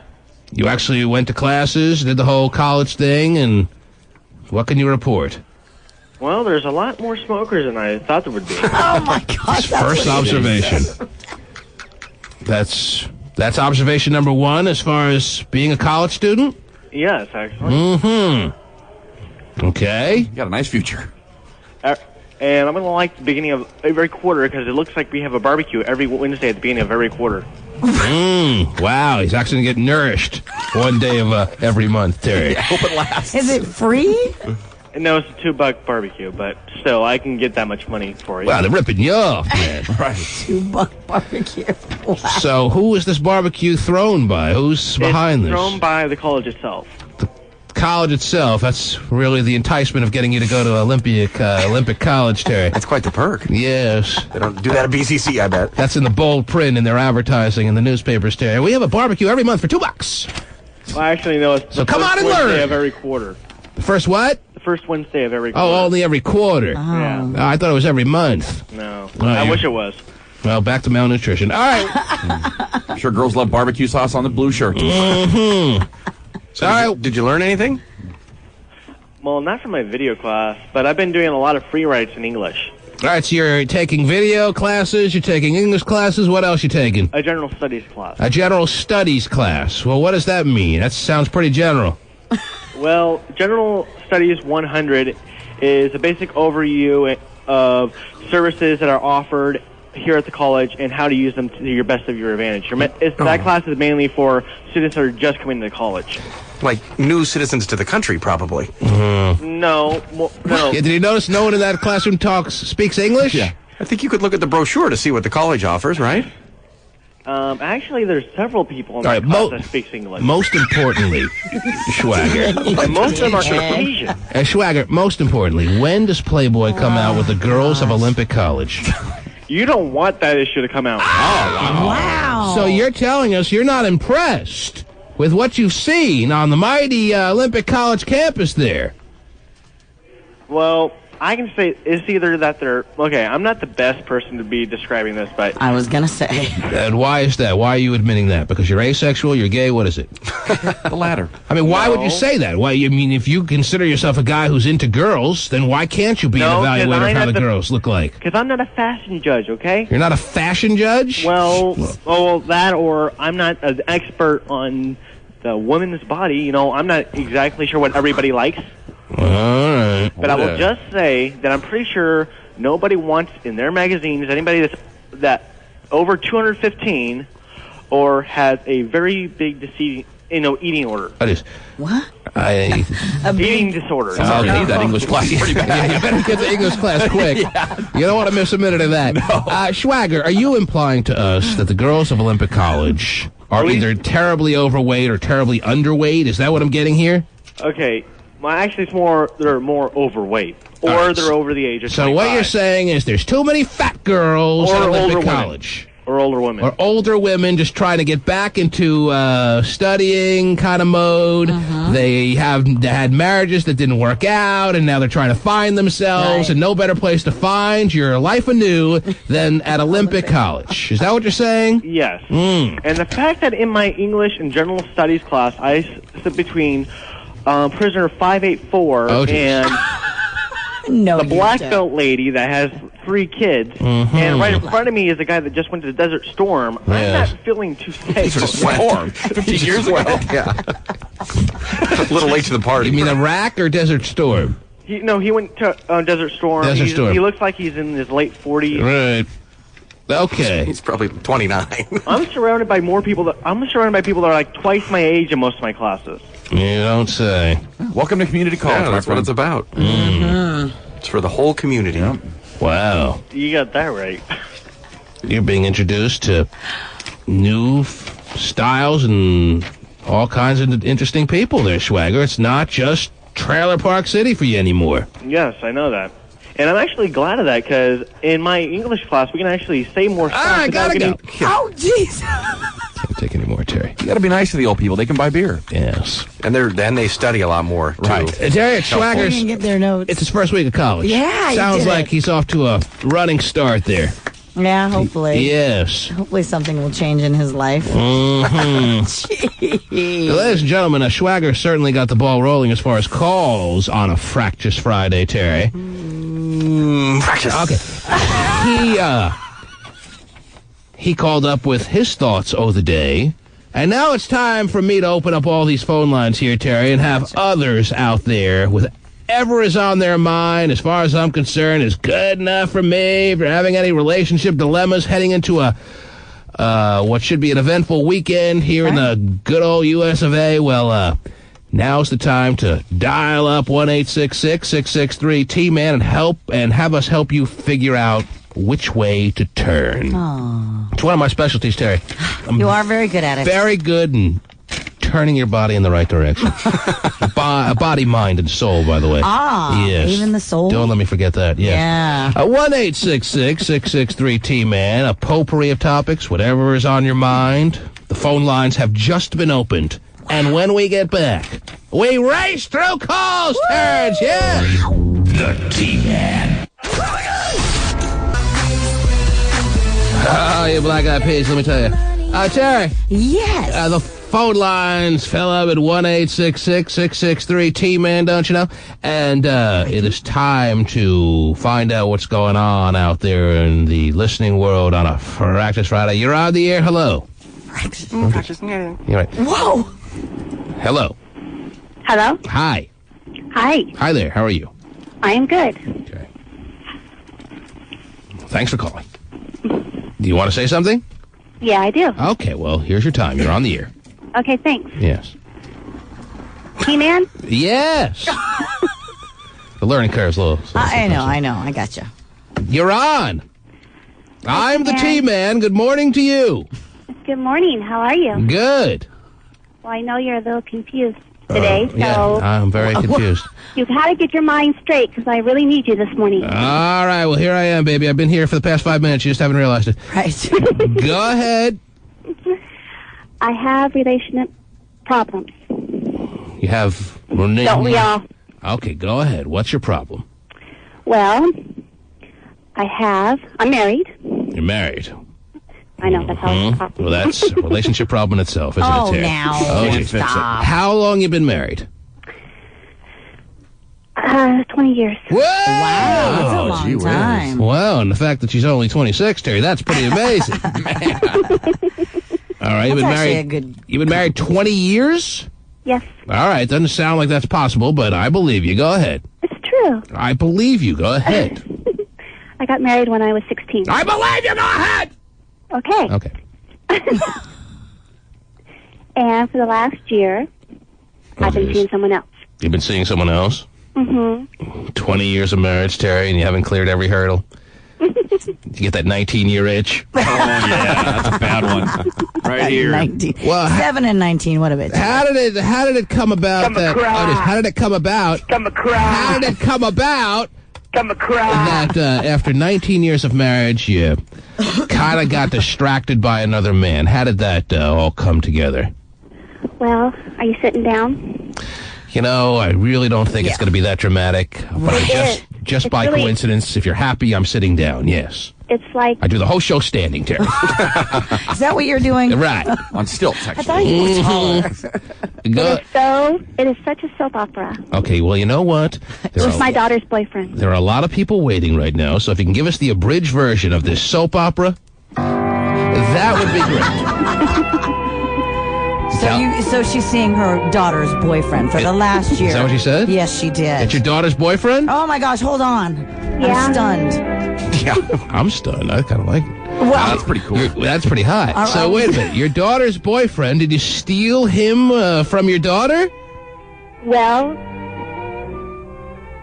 sorta. Sorta. Sorta's good enough for me, Terry. Okay, how old were you when you had the daughter? 16?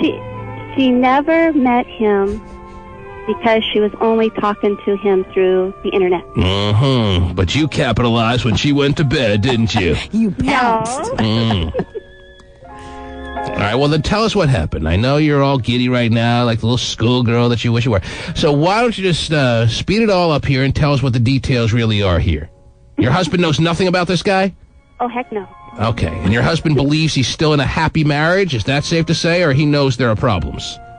He thinks it's a happy marriage. Oh, jeez. Oh, man. He thinks we work totally 2 different shifts, so we don't even see each other until... Well, that'd be a happy marriage. Yeah, okay. It's perfect. So you have obviously a feeling of neglect. You feel like there hasn't been enough romance because of the time restrictions that you and your husband have because of your jobs. And you needed a little bit of love that you weren't able to get from your husband, and you found it from your daughter's boyfriend. It wasn't her boyfriend. It was just someone she was talking to on the net. Mm-hmm. But she was obviously interested in this guy in some capacity if she was talking to him somewhat regularly on the internet, right? Correct. Okay. Have you had sex with this guy yet? Yes. You haven't seen it. Gotta pause after that. How was the sex? It's kind of the chorus right there. I'm going to hell, aren't I? Well... At the same time. It sounds like you're pretty giddy about going to hell. Woohoo! Go to hell. Bring your SPF. My daughter was seeing 2 other guys. Your daughter was seeing 2 other guys, and you're kind of interested in them now, or what? No. Oh. Well, how is the sex with this daughter's boyfriend? Or not so? It's awesome. It's awesome? Mm-hmm. You've done it multiple times? Oh, yeah. Where do you do it? His house. She's so giddy, man. Yeah, she is. How did it come about? Can we go to hell, please? Please, oh, please, You do it in his house? He's got his own home? Yes, he does. How old is he? Yeah. Good one. He's 15 years younger. All right. Well, how old is he? I know you don't want to give us your age, but come on. She's 36. She got married at 16 plus 20, Okay, 36. so he's 21? Yeah. Okay, I did the math real quick. Yeah. He's got his own place at 21. Well, congratulations to him. Mm-hmm. He's got his own place at 21. He's got a little MILF he's messing around with in his joint. Sex on a futon. Wow, cool. And what? He's Navy. He's Navy. Okay, so where's your next move? His skin color. Yes. I know. That reminds me of something we got to talk about, by the way. The Blue Man Group moved to the Venetian, and they want to send one of the staff members here down to see the new show, the new and improved show. And I'm thinking of sending Pasty down. Is that okay with everyone? Oh, yeah. And on top of that, they also want to give 2 listeners out there the right to go down to the Venetian for a weekend to see the new and improved Blue Man show at one of the best hotels in Las Vegas. Wow. No matter how you look at it, Terry, there's no way to deny that the Venetian is one of the nicest hotels on the Strip. So over the next few weeks, we have to find a way to give away a free trip to 2 lucky people out there, or some person and their guests to go to the Venetian. I'm sorry to get sidetracked here, hon. Well, when you said Navy, and Yes. it just kind of got you there. I got you. So you're enjoying the moment. That's obvious right now. But sooner or later, you're going to have to address your next move. You have a husband that you've been with for 20 years who obviously is a little bit being played for the fool here, who believes he's got a happy home, a happy wife. Meanwhile, his wife is screwing a guy in his little studio apartment who's 16 years younger than you. And you're going to have to figure out whether you're going to continue with this kind of lifestyle, or you're going to maybe see it as something that was a little bit of fun for a couple of months, and now it's time to go back to who you were and maybe who you are. Or is this the new you, and it's time to end things with the husband who is the clueless man? Or is that already pretty much the only option left here, Terry? Well, first of all, I think she should probably end it. I think she's like in this whole self-discovery thing. Can you hear this woman, Terry? She's having too much fun. Yeah, she can't wait to go to hell. Raw dogged by a 21-year-old. Right. Because is he using protection with you? Is he wearing condoms with you?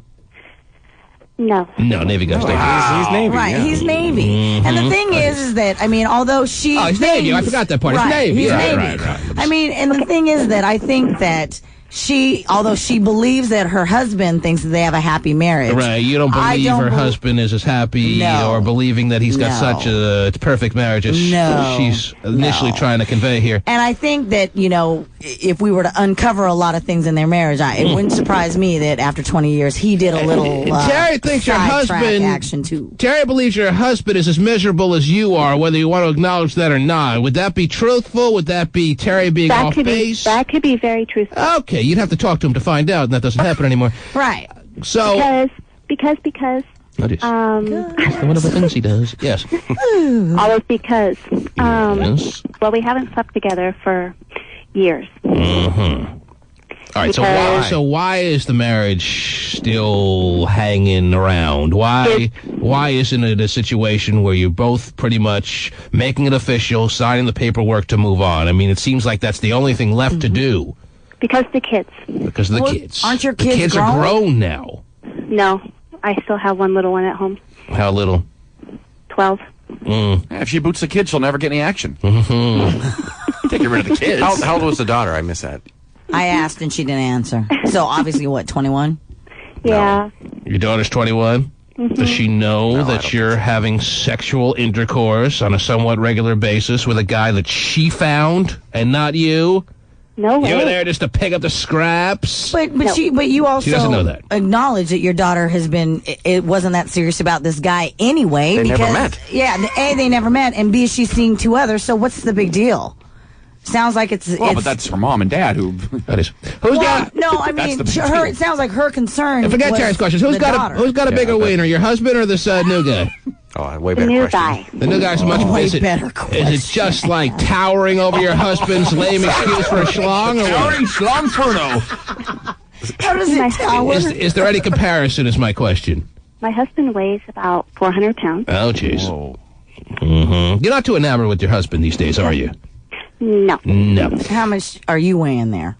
And he can't even get it up because of his medication. Oh, that's nice. How much Can't get it up because he's with you. That's possible. Oh, how much do you weigh? Are you at all 120. over 120? Mm-hmm. What kind of medication is he on? Anything he can get his hands on. Right. He has heart problems. Oh, jeez. And Yeah, and you're very compassionate about that. Okay. Yeah. So I'll screw somebody else. Mm-hmm. Well, right.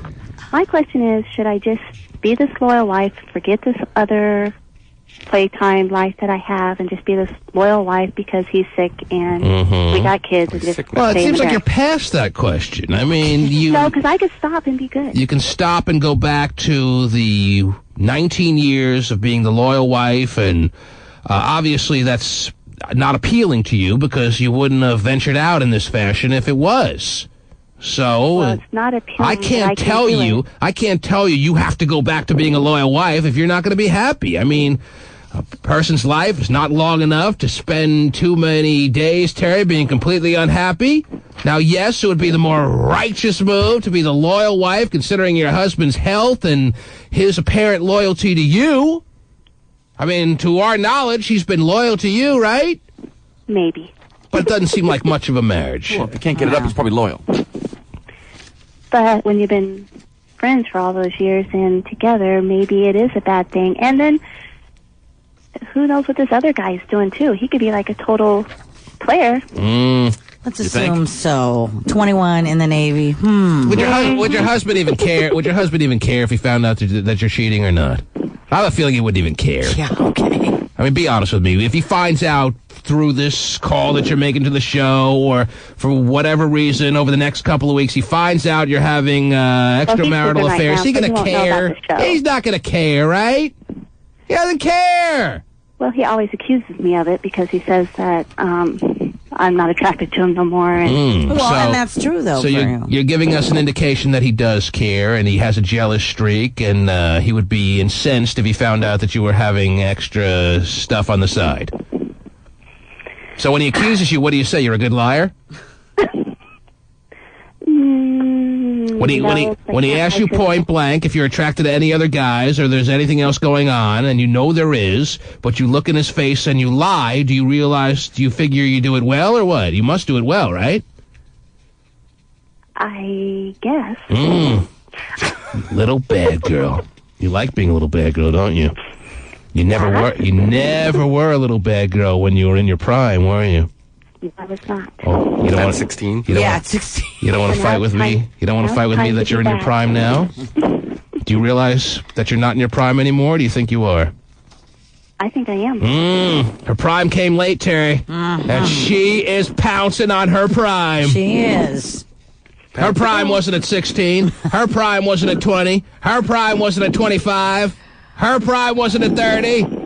Her prime is now. Yeah. And she's not going to waste a second of not having all the fun she can have. Right. All right, so there you are. This is who you are now. It's the guy. The guy's the one that puts you in your prime. Yes, this guy is showing you a new side of yourself. It's a pretty common Harlequin romance, Terry. Oh, yeah. Fabio's hair flowing in the wind on the cover. So how did the I found this guy on my daughter's chat room screen there, how did that turn into sex with him? I had to pick him up at the airport. Oh, of course. Right. Yes. Makes perfect sense. Next logical step, yes. And then... Why? There's got to be... Yeah, why you're did not you have explaining anything. I have other calls to take. Why did you have to pick him up at the airport? because he went to go meet my daughter in Texas and she wouldn't meet him. So then I felt guilty for that, so I picked him up at the airport when he came back into town. Did you feel guilty for that, or was your vagina tingling over the thought of being in the car with a 21-year-old boy? I didn't ever even meet him until I went and picked him up. So you had no idea that it would turn into this when you picked him up at the airport? No way. I did not know. And then you, because of guilt, because of your daughter's behavior, you picked him up at the airport. All mothers would do that, Terry. Sure. And how quickly did it turn into sex?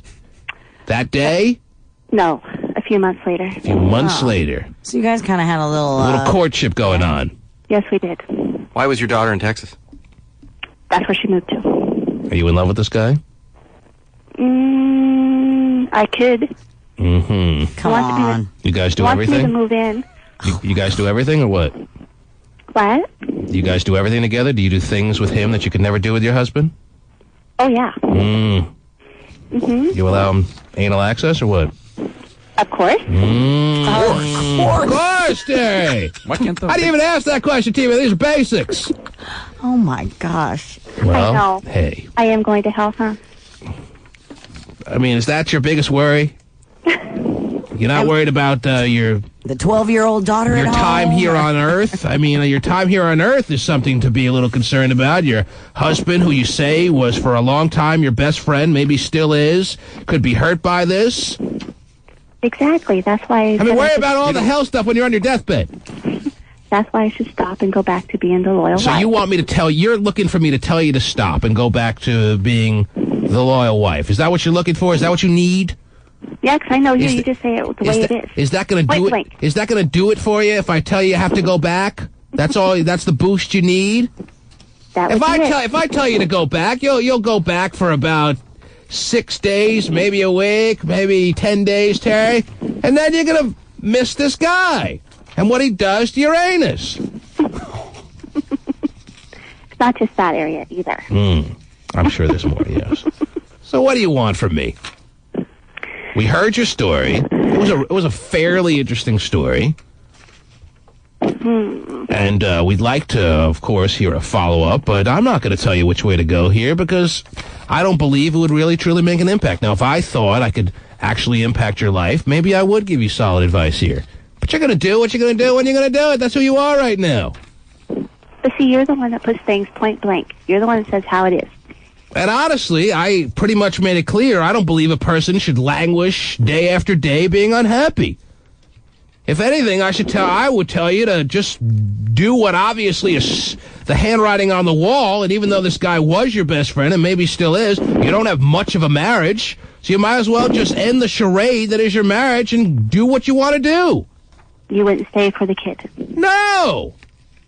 Kid's not being benefited by you staying around in a marriage that is completely in shambles. You said it was because he had a heart condition that you were saying. See, he's sick. We would like to see you, though, because there's a real strong difference of opinion about amongst the notes being passed around the studio that you guys don't get to see out there about how good-looking you are. Right. I say you, on many an evening, are barking at the moon. Want me to send you a picture? That'd be great. All right? Okay. Hang on the line. Stay on that. I'm barking at the moon, Terry. Okay. That's right. That's how it works, Steven. Steven's got to tell. Yeah, he If you're does. fat and with a heart problem, you better watch your wife. She's pulling the ripcord, my friend. Yeah, there's a lot of missing little things in this story. Oh, though. yeah. She pointed a lot. She's not answering the questions. Yeah. What questions didn't she answer? Well, her daughter's in Houston, but she's looking over her email and all of that kind of stuff. I mean, why is she picking him up at the airport? How did she even know about it if she doesn't communicate No, with him? she did answer that. She did answer that. She told him, she told us he was coming to meet her daughter who had moved to Texas. The daughter wasn't coming in, and she felt bad. That's why she went to pick him up. All right. Steve, are you dozing off during these calls? No, I know that she answered it. I don't think... What? You're not satisfied I'm with not the satisfied answer. with It all of doesn't her make any answers. sense. With what? Doesn't make much sense. So what are you suggesting? That she made up that whole thing? Bullcrap color. Oh, No. What are you suggesting, Steve? Well, that's what I was thinking, but I mean, that if she you... made up the whole thing? No, that's not the sound of a call that makes the whole thing up. She's Okay. actually doing what she's saying she's doing, and she's That's it. All right. Well, that's it. I mean, I don't know what... All right, shut up. I wanted to take a lot of calls here, Terry, but that one, I don't know how we get roped into having calls last that long, but there it is. It turns you on. Right. So when we get back, I'll wait to see the picture and answer that. When we get back, I will do everything in my power to get through calls in a much more rapid-fire fashion, don't you know? Okay. 1-866-663-T-Man. The T-Man. Oh, really? Make up your mind already. Whose body is it?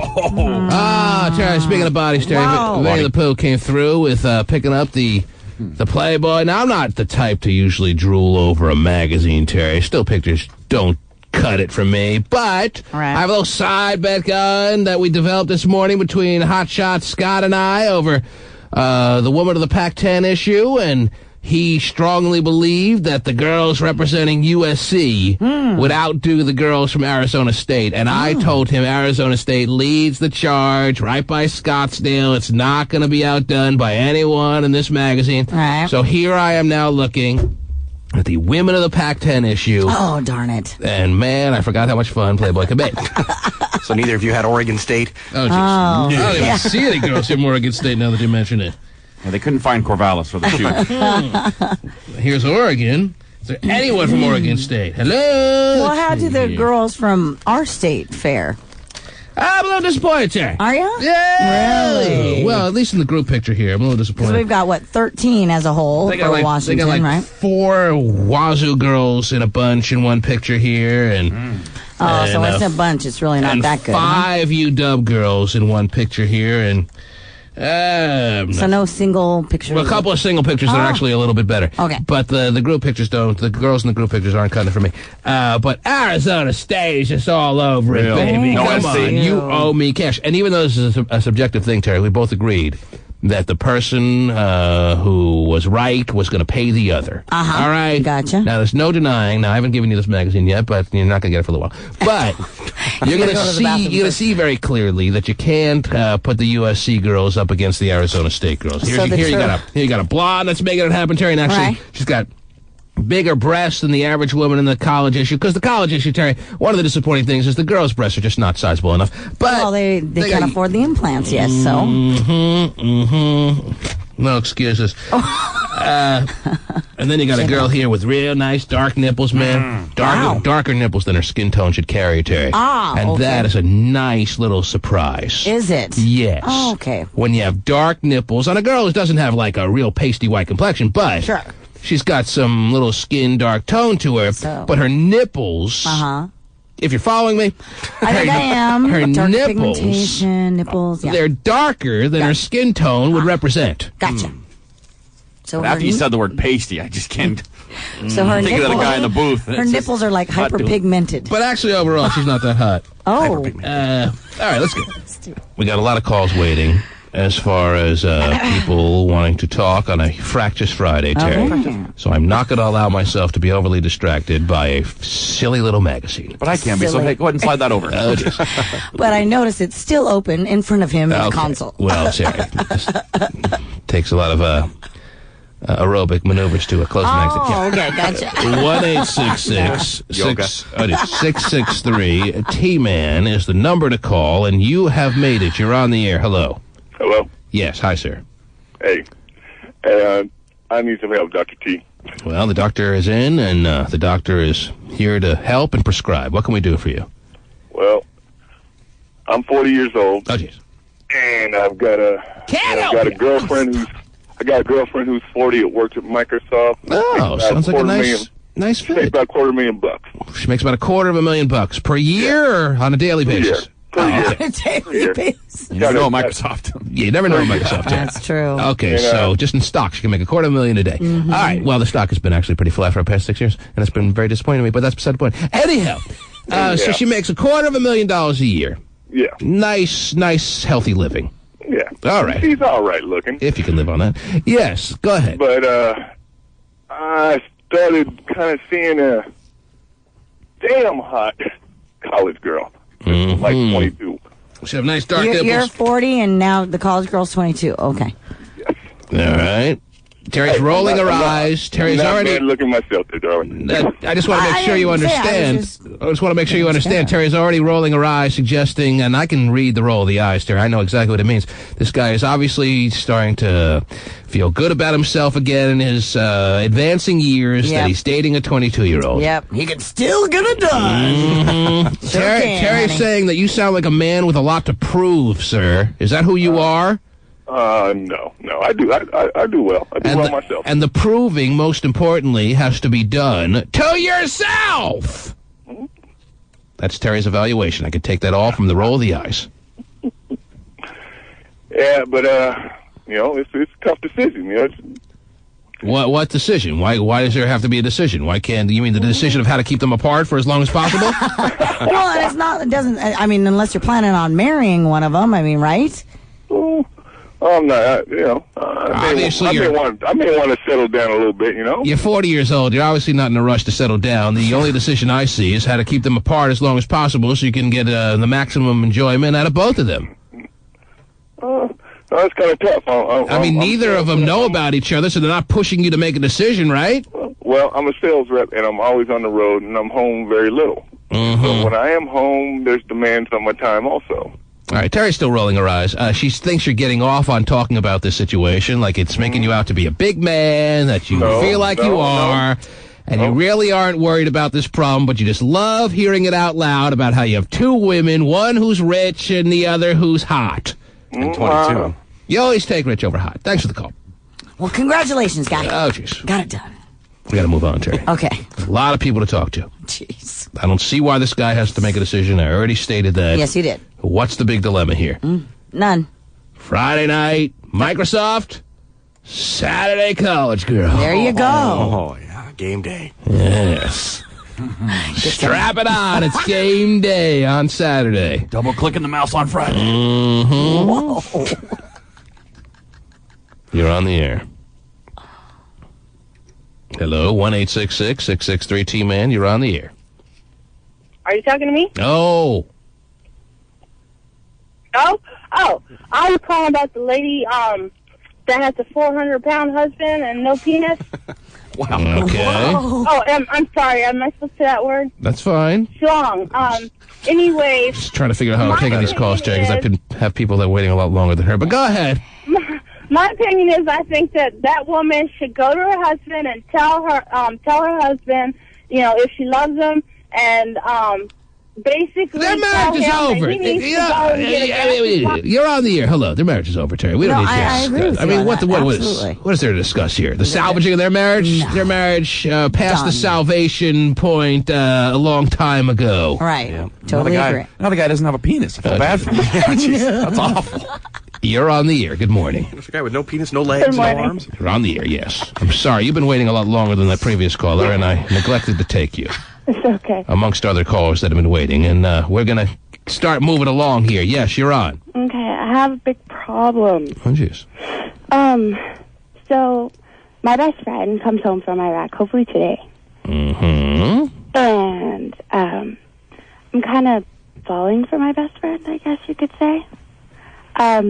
Which isn't exactly the problem. Oh, wait. Your best friend comes home from Iraq, and you're falling for him. You're falling for him during the time he's been in Iraq. Well, yeah, before, but like it just the thought of him fighting for our country is kind of like found you in a position where you're falling for him. No, you have to understand our friendship and how hot my best friend is. Okay, so you've been staying in touch with him, you've been writing him, you've been emailing, you've been doing all the things that keep you two in communication all the time he's been away, or what? Yeah. Okay. All right, where's the problem? We were both dating other people and ended up breaking up, and about 4 days ago I found out I'm pregnant. Mm-hmm. Yeah. And it's obviously not from the guy who's been in Iraq. Yeah, that'd be an awfully long schlong to okay, well, hey, you never know, though. Crack open Guinness. Anyhow. 2 callers in a row saying schlong. Mm-hmm. Talking about the beer, not the book. Anyhow. All right, so you are now impregnated. You are sure about that? Yes. Okay, so this could put a little crimp on you trying to make a go of it with the guy that you believe is more your soulmate coming back from Iraq this week.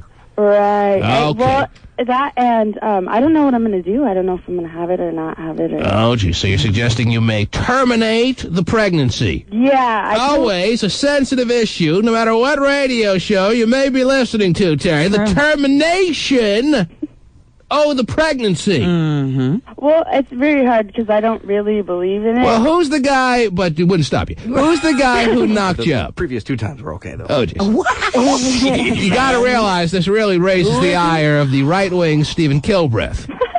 And especially with that little giggle you're throwing out there doesn't help. All right, so who's the guy who knocked you up? Who's this guy? That guy's not important.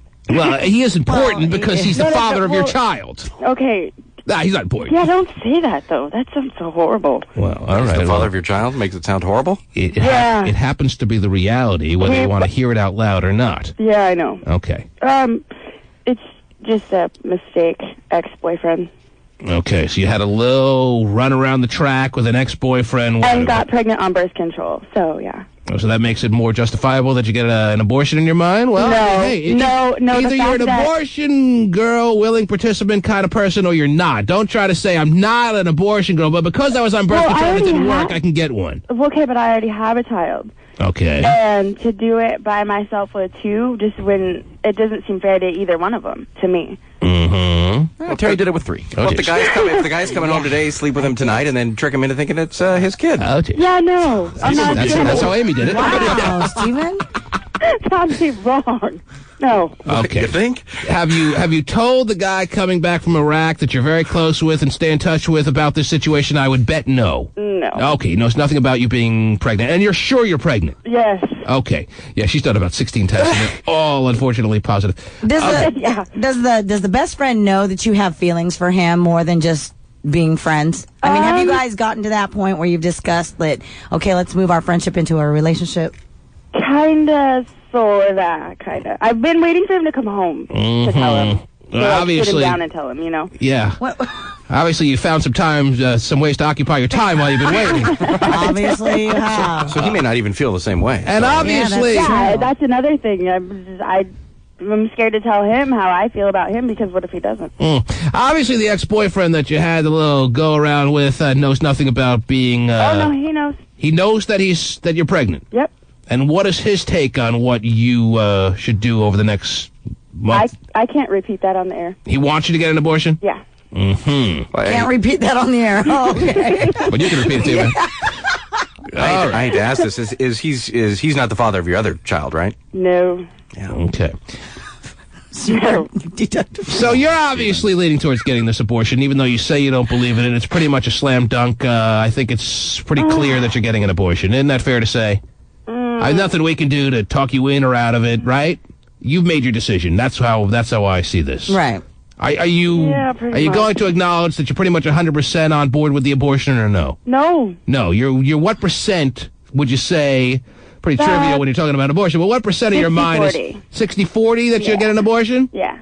If you already have a kid, that you're probably a pretty qualified mom. I mean, more than most people, so you probably can handle it. Well, and I think it would be tough to look in your child's eyes and say, oh, well, this one I'm getting rid of. And see, that's what, and you know, well, you're 60-40 because you pretty much rationalized that it would ruin any chance you would have with this guy. That's your main incentive? No, that's not why.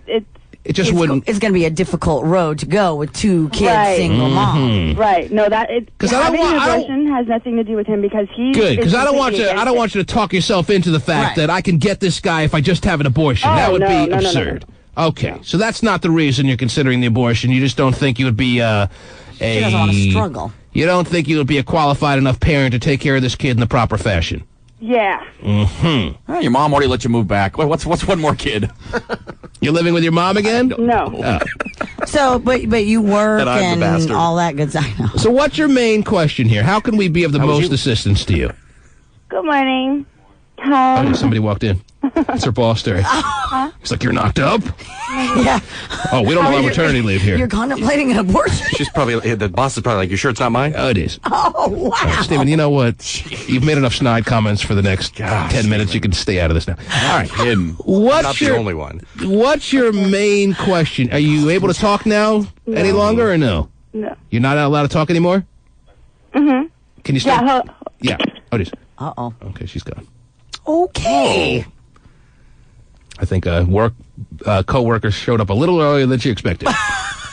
Either that or the ex-boyfriend is still in the house. Mm-hmm. Man! You were getting through to her. Yeah, I was just getting there. We were getting there, weren't we? We were. So. Takes us a pretty damn long time, but we were getting there.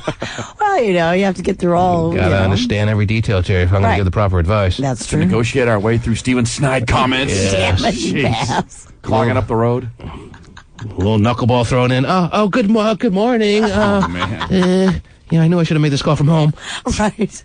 No, it's pretty clear to me she was at work, and co-workers usually get in around 9, but when you want to leave early on a Friday, you think it makes it look better if you show up at 8:45, then you can leave at 1 instead of 4. Right. 15 minutes early. Yeah, that's justifies perfect 3 hours.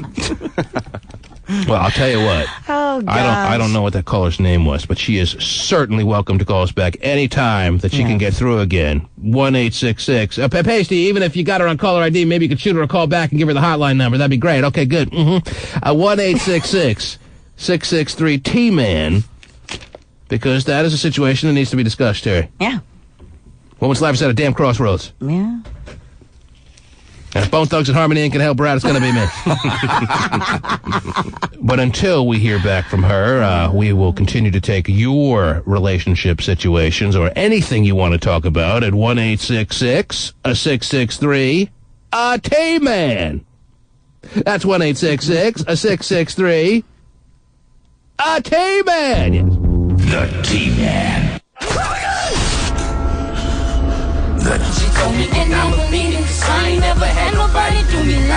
I found an Oregon State representative in the Women of the Pac-10 Playboy issue, Terry. Oh, yeah? She's on the cover. Wow, really? You gotta have a beaver on the cover. I guess so. I'm a beaver believer. And actually, the same girl has a big picture in this old spread here as well. But I only see, so far, only one Oregon State girl. Oh, okay. Well, hey, I'll take the that's cover. pretty good, yeah. Yeah. I don't know why they didn't put Jocelyn Houston of Arizona State on the cover, Terry. Yeah, Jocelyn's fine. She's all right. Oh, okay. Let's see. Kendall in there? Yeah, there she is. Gotta say hello to Esmeralda Smith of UCLA, Terry. Oh, Esmeralda. Yes, she should have been on the cover. Really? Oh, and here's a Wazoo girl, Emily Starkey, with a hood ring, Terry. What a shocker. Nice. Mm-hmm. Hey. I don't know how she made it. You don't like her? She's pretty enough, no? Blonde, come on. Let's see here. White girls. White girls. They're funny. Yeah. Overall, though, with the women of the Pac-10. Actually, here's a Wazoo girl. Jacqueline Daniels is making it happen, Terry. Yeah? Yes. Hello. Okay. What's that? I was going to ask you, overall, the women of the Pac-10 well represented? I think it's a decent job here by because they have one the women of the Pac-10 and Playboy. Don't they have one for each conference? Sure. Like Pac-10, SEC. Not a big Playboy guy, Terry. I'm a big Playboy Channel guy. Well, no, I know. But Playboy, the magazine, not really doing it for you anymore. Overzealous with the Playboy. Well, I was just going to, I guess, ask the stupid question is, how do they stack up against the other, Two-stick monster. Conferences. Conferences, right. I wouldn't be able to really answer that with a truly educated opinion. Like the SEC girls? Yeah. Ladies from the South. You can just feel their twang coming through the pages. Oh, really? Is that what that is? Absolutely. Let me look over some of these text pages. And as you know, ladies and gentlemen, the text pages roll in on a daily basis at 97373. How many? That's 97373. Gotcha. Somebody writes at 8:52 and 8 seconds. T-Man, what is teriyaki free having for breakfast this morning? We always have an office pool going. Teriyaki. Yeah, it's teriyaki free. You want to share with a couple of listeners out there that may have a couple of dollars riding on this as to what you chose for breakfast this morning? A little bit. And No. That's not a splurge. This is pretty standard. This is regular. No, it's not. Not a splurge. This is regular breakfast. I say splurge because I added cheese. I don't use cheese. That's big time splurge. Ladies and gentlemen, it's typical breakfast fun for Terry Free. Gosh. No matter what she wants to acknowledge in her own little mind there. That's great. What are you having, Terry? The office pool is riding on this. What are you having for breakfast? I'm having an egg and bacon and cheese sandwich. English muffin. With cheese. With You cheese. said cheese? I said cheese. Who wins big out there in the office pools? Teriyaki free come through for you? I hope so. It's like taking the Patriots to win, man. It's easy. Mm-hmm. Lock. Except the first week. Second week. Or second week. It was counting. Anyhow. Glad you were paying attention. 8:51 and 8 seconds. Schwager is such a homo, there's mad hoes at OC. Wow. I don't know about that. Probably somewhere in the middle. Anyhow. All right, we'll go check this weekend. 8:51 and 3 seconds. Campbell has lost the elasticity in his anus. Okay, that's probably a follow-up from yesterday. OJ, you want to call that person? No, I don't. Let me call them. Well, you rang the buzzer, Terry. We didn't. Give that person a call. We didn't finish up, though. Oh, jeez, Hotshot, that's your number. Is that your number? Is that 229? I do what now? Oh, jeez. I do what? Jeez. How many pages are you sending in here? I don't know. Baker's dozen. Right around there.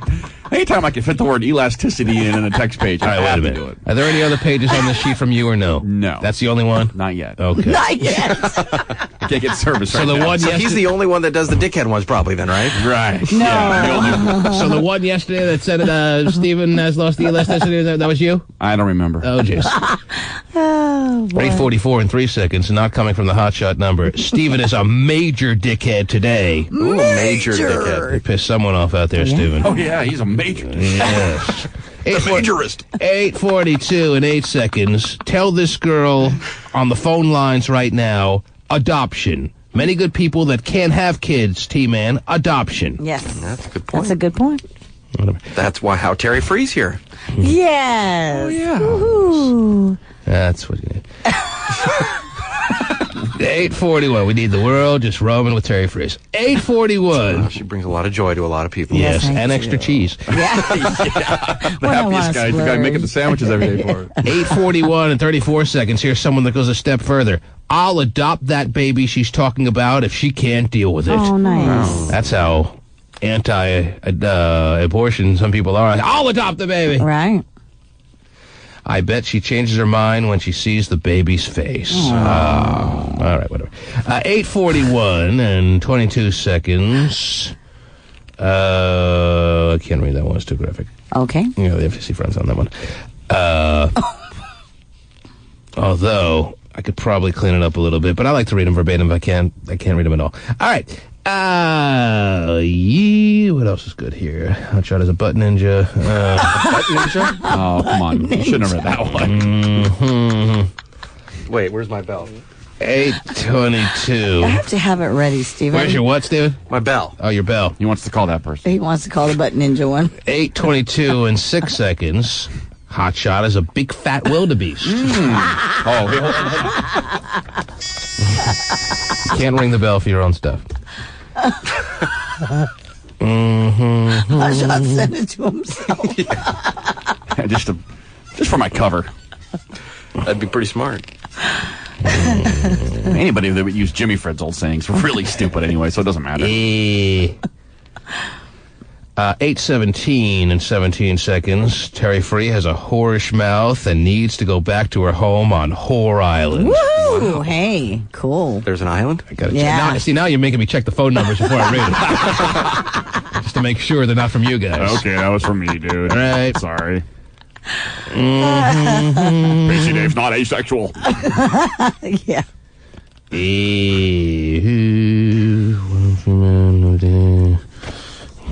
You come to my party tonight.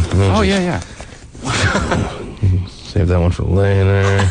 After the show, right? And 7.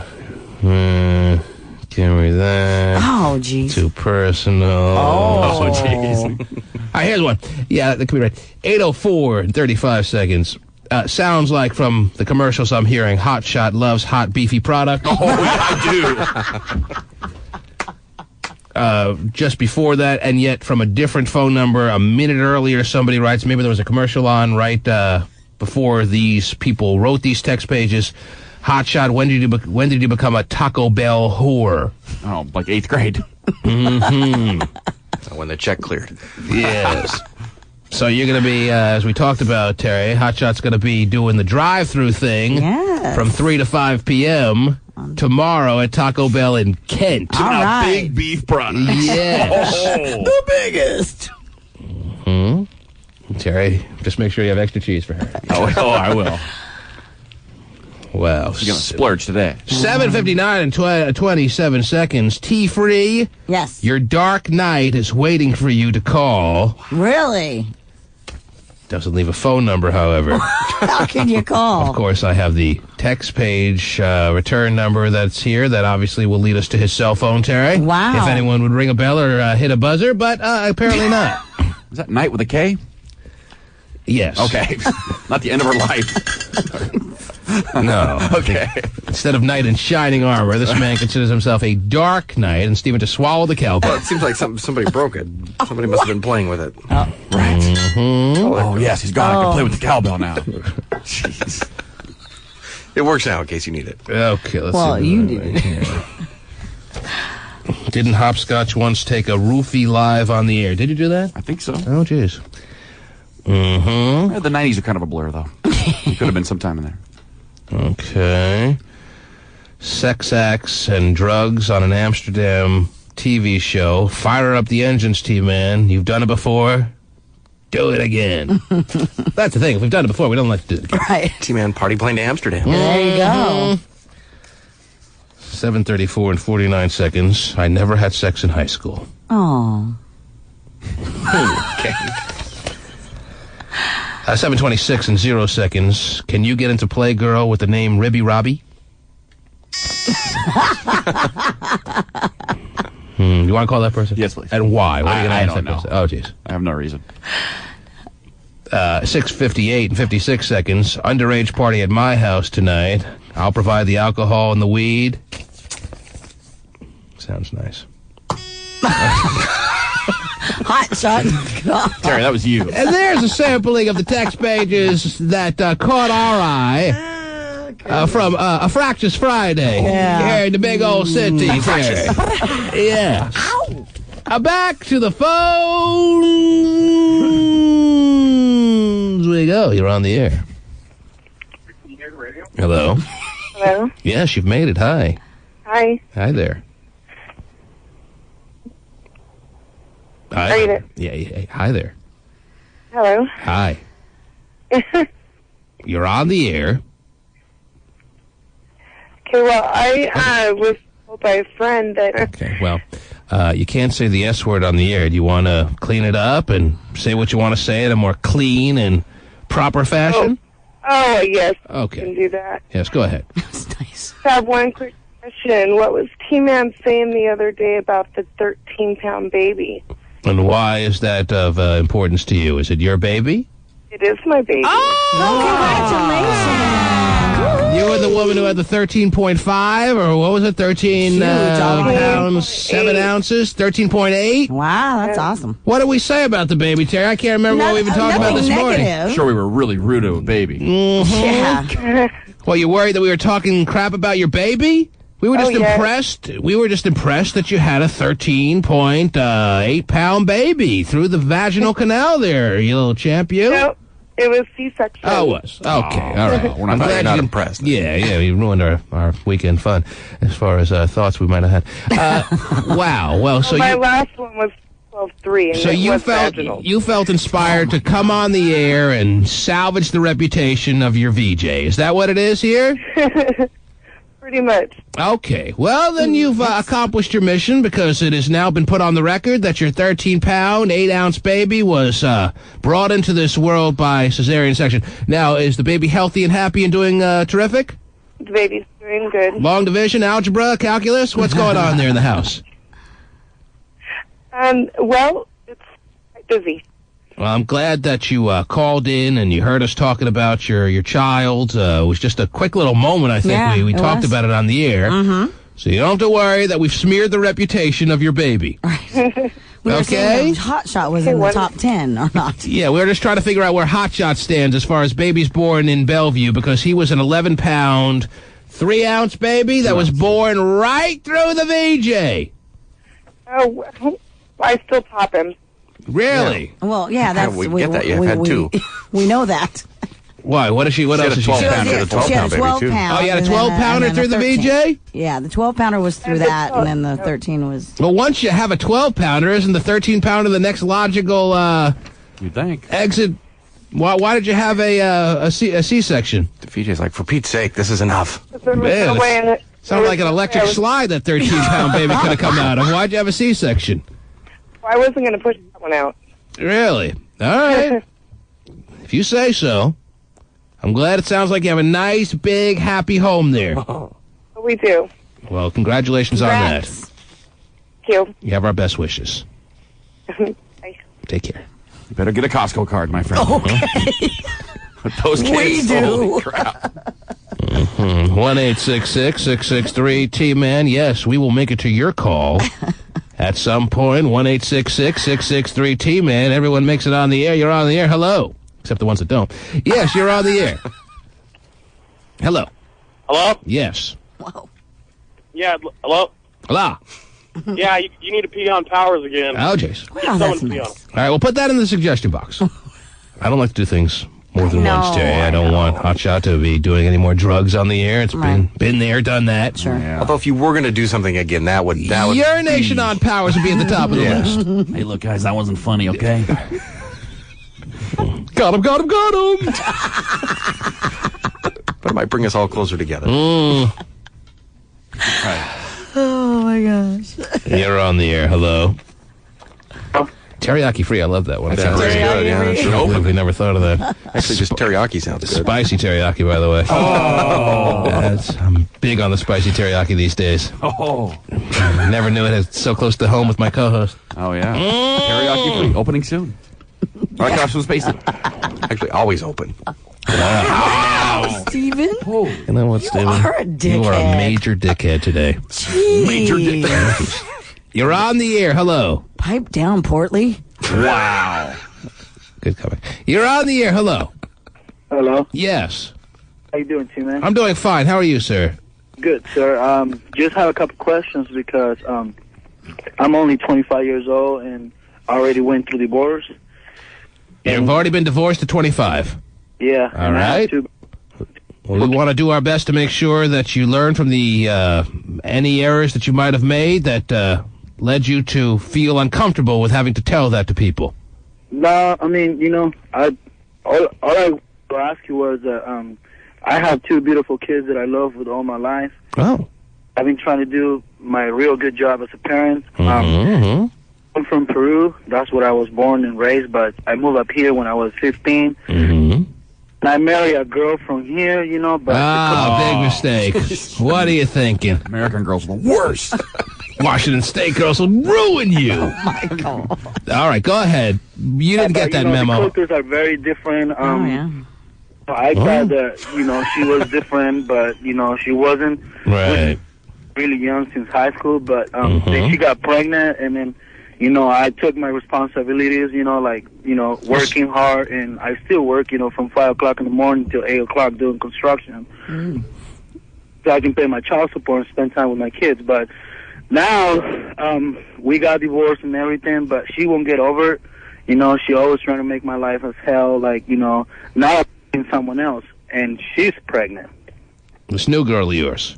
Yeah, and I love her to death, and but she wants to get married, but Well, first of all, let me just clear up something. You said you have two kids. Are they both by that that woman you met? And married? Was it a twin situation, or you just got her impregnated twice? What was the deal there? No, I got her pregnant twice. Pregnant twice before you realized she was a disaster and you needed to pretty much call off the marriage. I mean, we were only married for 1 year. I mean, we were living together for 4 years. Well, but you work fast. Yeah. Okay, so you have two kids and a 1 year marriage that pretty much never really got off the ground. Yeah, Okay. she's always causing me problems. And you're trying to be the best father you can, but it's difficult when she is doing and taking every opportunity to make your life as miserable as possible. Yeah. Give me some examples of what she does to do that. Yeah, I mean, I don't know. I know that not a lot of guys do what I do. I mean, I pick up my kids every weekend, and I have them 1 week out of the month. So I always have them for more than half of the month that she does, and I give her $1,000 a month. Mm-hmm. But she's still not doing her job as a mother, and all she does is just hurt my feelings. Well, how does she go about hurting your feelings and making your life miserable? Give me one example or two examples of things she does. Like, sometimes she lives all the way in Seattle, and sometimes when I live in Anna Quarters, man. Mm-hmm. Oh, dear. Wow. Sometimes I'm the one who drives every time to go pick up my kids. Steven's pretty sure you weren't his neighbor. But go ahead. You know, she never meets me halfway. She never gives me the kids. One time I drove all the way to Seattle, and guess what? I was already in Seattle downtown going to go pick up my kids, and she's like, no, you're not going to see my kids today. So turn around and get your ass back. You're not going to see the kids today. So she makes your life, as far as being the dad that you want to be, as tough as possible, as far as controlling the times of your visitation and trying to manipulate certain situations as best she can. She's always been doing that, but you know, like I say, I don't know how to deal with that. I don't know how to deal with that, man, because, like I say, I give her money every month. Mm-hmm. Doesn't seem fair, Terry, but people use any leverage they have, even if it's their own kids. It's a damn shame, Terry. Is. But it sounds like there's a parenting plan in the court system, correct? Well, you know, we haven't got a court yet for that. So you're just doing this on your own? You're just doing this on agreements you two have made with one another? Well, you know, both of us, we filed the divorce papers, and we both write down that, you know, we were going to have the kids for... But you're expected to be as mature as possible with her and work it out without any third party helping you out. That's what you've established as far as the kids are concerned. Yeah, and you know what else she did? Oh, dear. This, man. She called the cops saying that I beat her out. She called the cops saying that I wanted to kill her just because she wanted me for me to get in trouble with the INS. Terry, unfortunately, this isn't the most uncommon story in the world. No, it's not. Now, you're suggesting to this guy that his best recourse may be to go to the courtrooms, even though he doesn't feel like it had to come to that. Obviously, it is now time that it has come to that, and he has to have it written out in some kind of document as far as what the particulars are, when he's supposed to be with the children, when he's not, and then follow that to the letter of the law. Well, and the thing is that in their divorce, in some ways, them already having it down on legal documentation, he can take that to court and say, you know, through our divorce, there is a parenting plan intact, so to speak, and she's not, you know, obeying it, and then you have, and you need to write down the dates and times of when she did things to you so that you can go to court and fight her on it. Because, Terry, I hate to hear a guy who sounds like to me like a nice enough guy. Yes, he does. Filled with frustration. Yeah. As he obviously is over trying to be the best dad he can. Sounds like he's Now, of course, there's two sides to every story. True. And maybe if we got the woman in question on the line here, we'd completely change our opinion. But I don't get that sense, Terry. No, I don't mean, I either. can't rule that out. Right. But I don't get that sense. This guy sounds like he's being as genuine and as candid with us as he possibly can, and yet he's being manipulated to a large degree when all he's trying to do is be the best dad he can and salvage what he can in a relationship that unfortunately went askew. I mean, you know, I'm trying to do what I can on my hands. That's pretty much what I just... Yeah. So is there any way... She will not let me see the kids. She always... But she's wrong on that because in your divorce, it's there. I mean, stuff like that. Is there any way we can help you? What was the reason that you called, and where can we be of assistance? Okay. Let's leave it at that. Probably her brother. Wow. Anna Quarter sounds like a rough area. It was tough. That's growing up, man. What made me the man I am. I sure trolled her at the end there. See, that's what happens when your coworkers start firing you up. Oh, I know. We couldn't even air most of that. A weird day. When coworkers attack. You sure saved the best for last. Man. I don't know if you want to say that in the courtroom, dude. Yeah, let's not. Maybe having this guy go to court isn't the best option until he settles down a little bit, Terry. But... Oh, goodness. Hey! It all comes to a head when you're being, bothered in that fashion by the woman you used to call a love. He's right. Steven should offer up the cabin on Guimas for a weekend for the guy. It's already in Anacortes. It'd be a nice gesture. Well, the ferry's out this month, so wouldn't be able to get there. 1-866. Right. It's true. 663. T-Man is the number to call. Back with more calls if we have time after these words. The T-Man. Power. Eric Pack. Yes. Oh, you'll hear that great ditty and many others, Terry, during the old school lunch. Yes. From 2 to 4. With who? Really? Yes. 2 to 4 now. Oh, I mean 12 to 2. Wow. Well, lunch gets pushed back on Fridays. I don't know what that means. That's with Shellard, right? With Shellard Hart. Oh, goody. The old school lunch woman. 1-866-663-T-Man. That's the end of the week. Let me see what Pack it up and go home. Yeah, what text pages have rolled in over the past few minutes. 9:21 and 3 seconds. Hotshot, I'll be there in Kent this weekend, so you can wrap my burrito. Oh. Signed Craig, right? Well, I don't think it's from a woman. Yeah. Damn it. Well, we could ring a buzzer and find out, but anyhow. All right. At 9:20 and 18 seconds, Hammy is the world's worst dancer. I witnessed that firsthand last night. Wow. Hammy was on the line. Is he still there? Oh, what a damn shame. Okay, 9:19 and 38 seconds. T-Man, if I go to Sport Restaurant, parentheses, conveniently located across the street from the Space Needle, can I get the Vikings game on Sunday? Well, I will tell you, yes. At Sport Restaurant, conveniently located across the street from the Space Needle, Terry. Yes. You get every NFL game. Wow. Yes, and the beauty of it all, Terry, is not only do you see every game on the various flat screens all over the restaurant, including the big 120-foot flat screen in the bar. Oh, that big? But because there's a TV at every table, yes, and you have control over what channel you want to turn to, you can watch the Vikings game right at your very own seat. Cool. So Stevie can go and watch Meet the Press on Sunday. Okay, good. Yes, so that's the answer about going to Sport Restaurant, conveniently located across the street from the Space Needle. And they have tater logs. Oh, Tater man. logs. Is that what they're called? Fortunately, the bathroom is outside the restaurant for Stephen and his tater logs. Okay. What else do we need to do here? T-Man, I'm having an anxiety attack. I think I am to myself. Breathe. T-Man, I'm having an anxiety attack, and I don't want to go to work. Do I have your approval?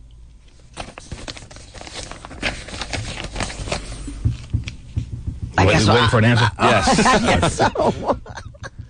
Guess you're just going to leave that person hanging.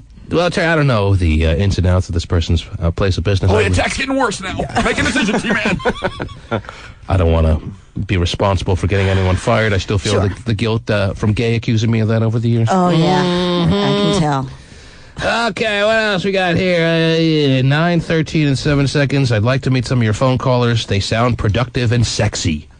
What? I don't know, Terry. What else? Is that what you say when you go to the bar tonight? Oh, I mean a girl productive and sexy tonight. 9:12 and 29 seconds. I want to vomit on a red-headed bitch this weekend. Well, we have just the redhead for you. Good morning! Oh, man, and he's a You really want to call it? No, I'm not calling that person. I'm waiting for a bell anyway. You need a bell. The bell's just okay. Oh, come on. 9:10 and 58 seconds. T-Man, where's my Asian hottie you promised to hook me up with? I don't recall that, Terry. But she happens to be in the car. Okay. 9:10 and 33 seconds. How do babies come out of the puss? That is just crazy. All right. 9:08 and 55 seconds. I can't believe I got a bell rung from my stupid Ribby Robbie text. Thanks for the appreciation. Yeah, it doesn't take much around here. No. 9:07 and 44 seconds. I'm a married woman, but I can't get enough sex. I hear people calling you for help, and I need mine too. Wow. No bell, no bell. Okay. No bell. 9:07 and 21 seconds. My text was funny. Read it, dumbass. Oh, jeez. Takes care of that. We just did. 9:05 and 45 seconds. T-Man, what are the odds that Gay will be visiting Hotshot at the drive-thru at Taco Bell in Kent? I think pretty good. A pretty safe a bet. Yeah.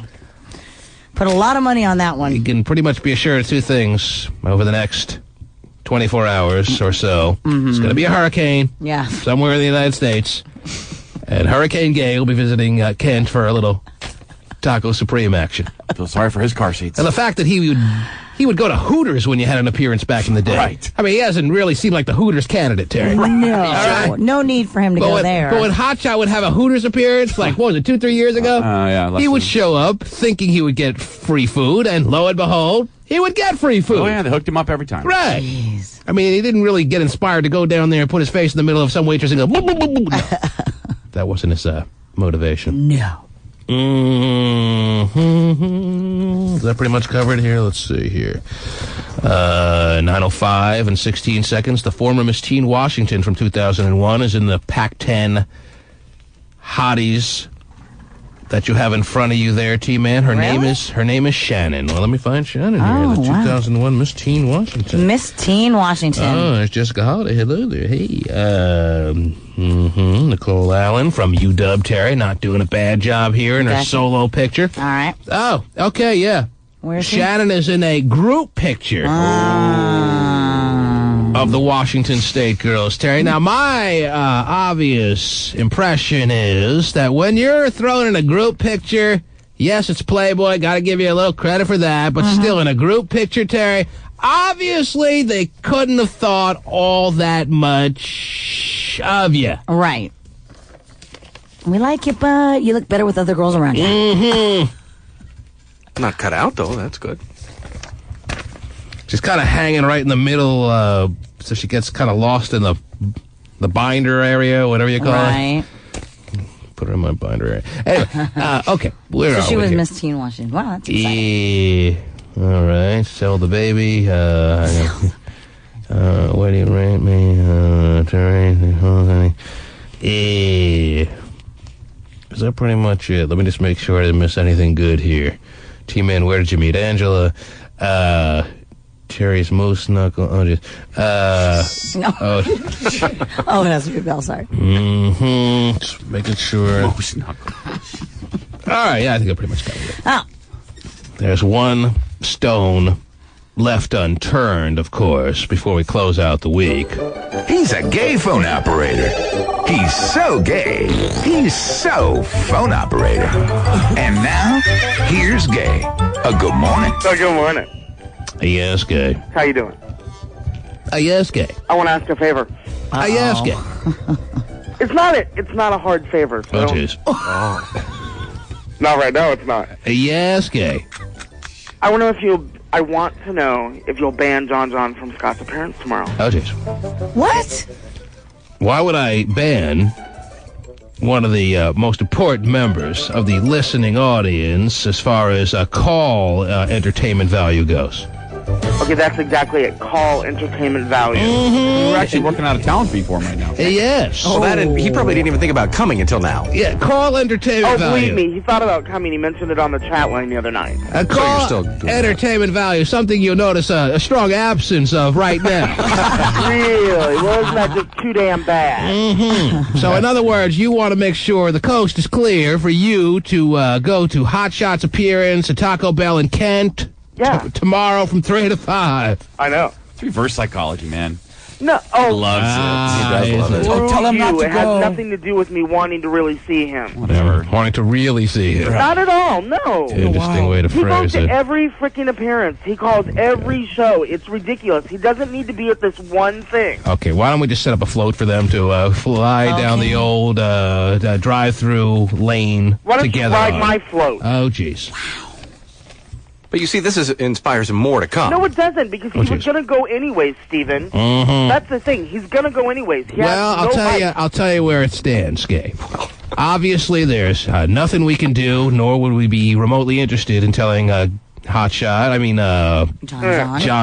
to stay away from Hot Shot's appearance. So you will have to take that into consideration. Let me ask you if that's going to eliminate any prospect of you going. I have a strong feeling it won't, Terry. Right. No, I'm trying to be there. And would it be fair if John called up and asked, if you be banned? Would you like that? No, because I don't go to every event, Terry. I don't go to every sticker stop. But, a good listener, and it would.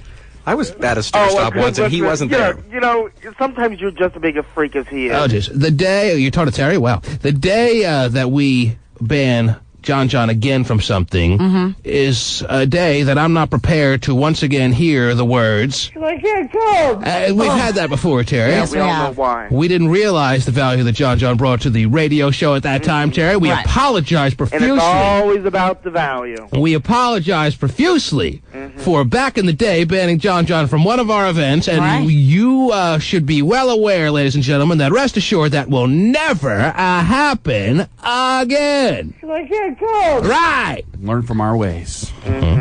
So I ask you. I should have learned from my ways. I ask you, Gay. You don't learn. Are you going to be there at some point between 3 and 5? I'm going to try to be, yeah. So you can't really be bothered by John that much. What else would you say you have to do tomorrow? I have a friend coming in from out of town, and I might be meeting him. Oh, really? That sounds so extra That might gay. be a little bit more important.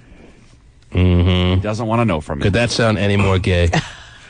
Who's this friend? Is he Greg? Is he a tycoon? No, he's not. Oh, geez. Well, who is he?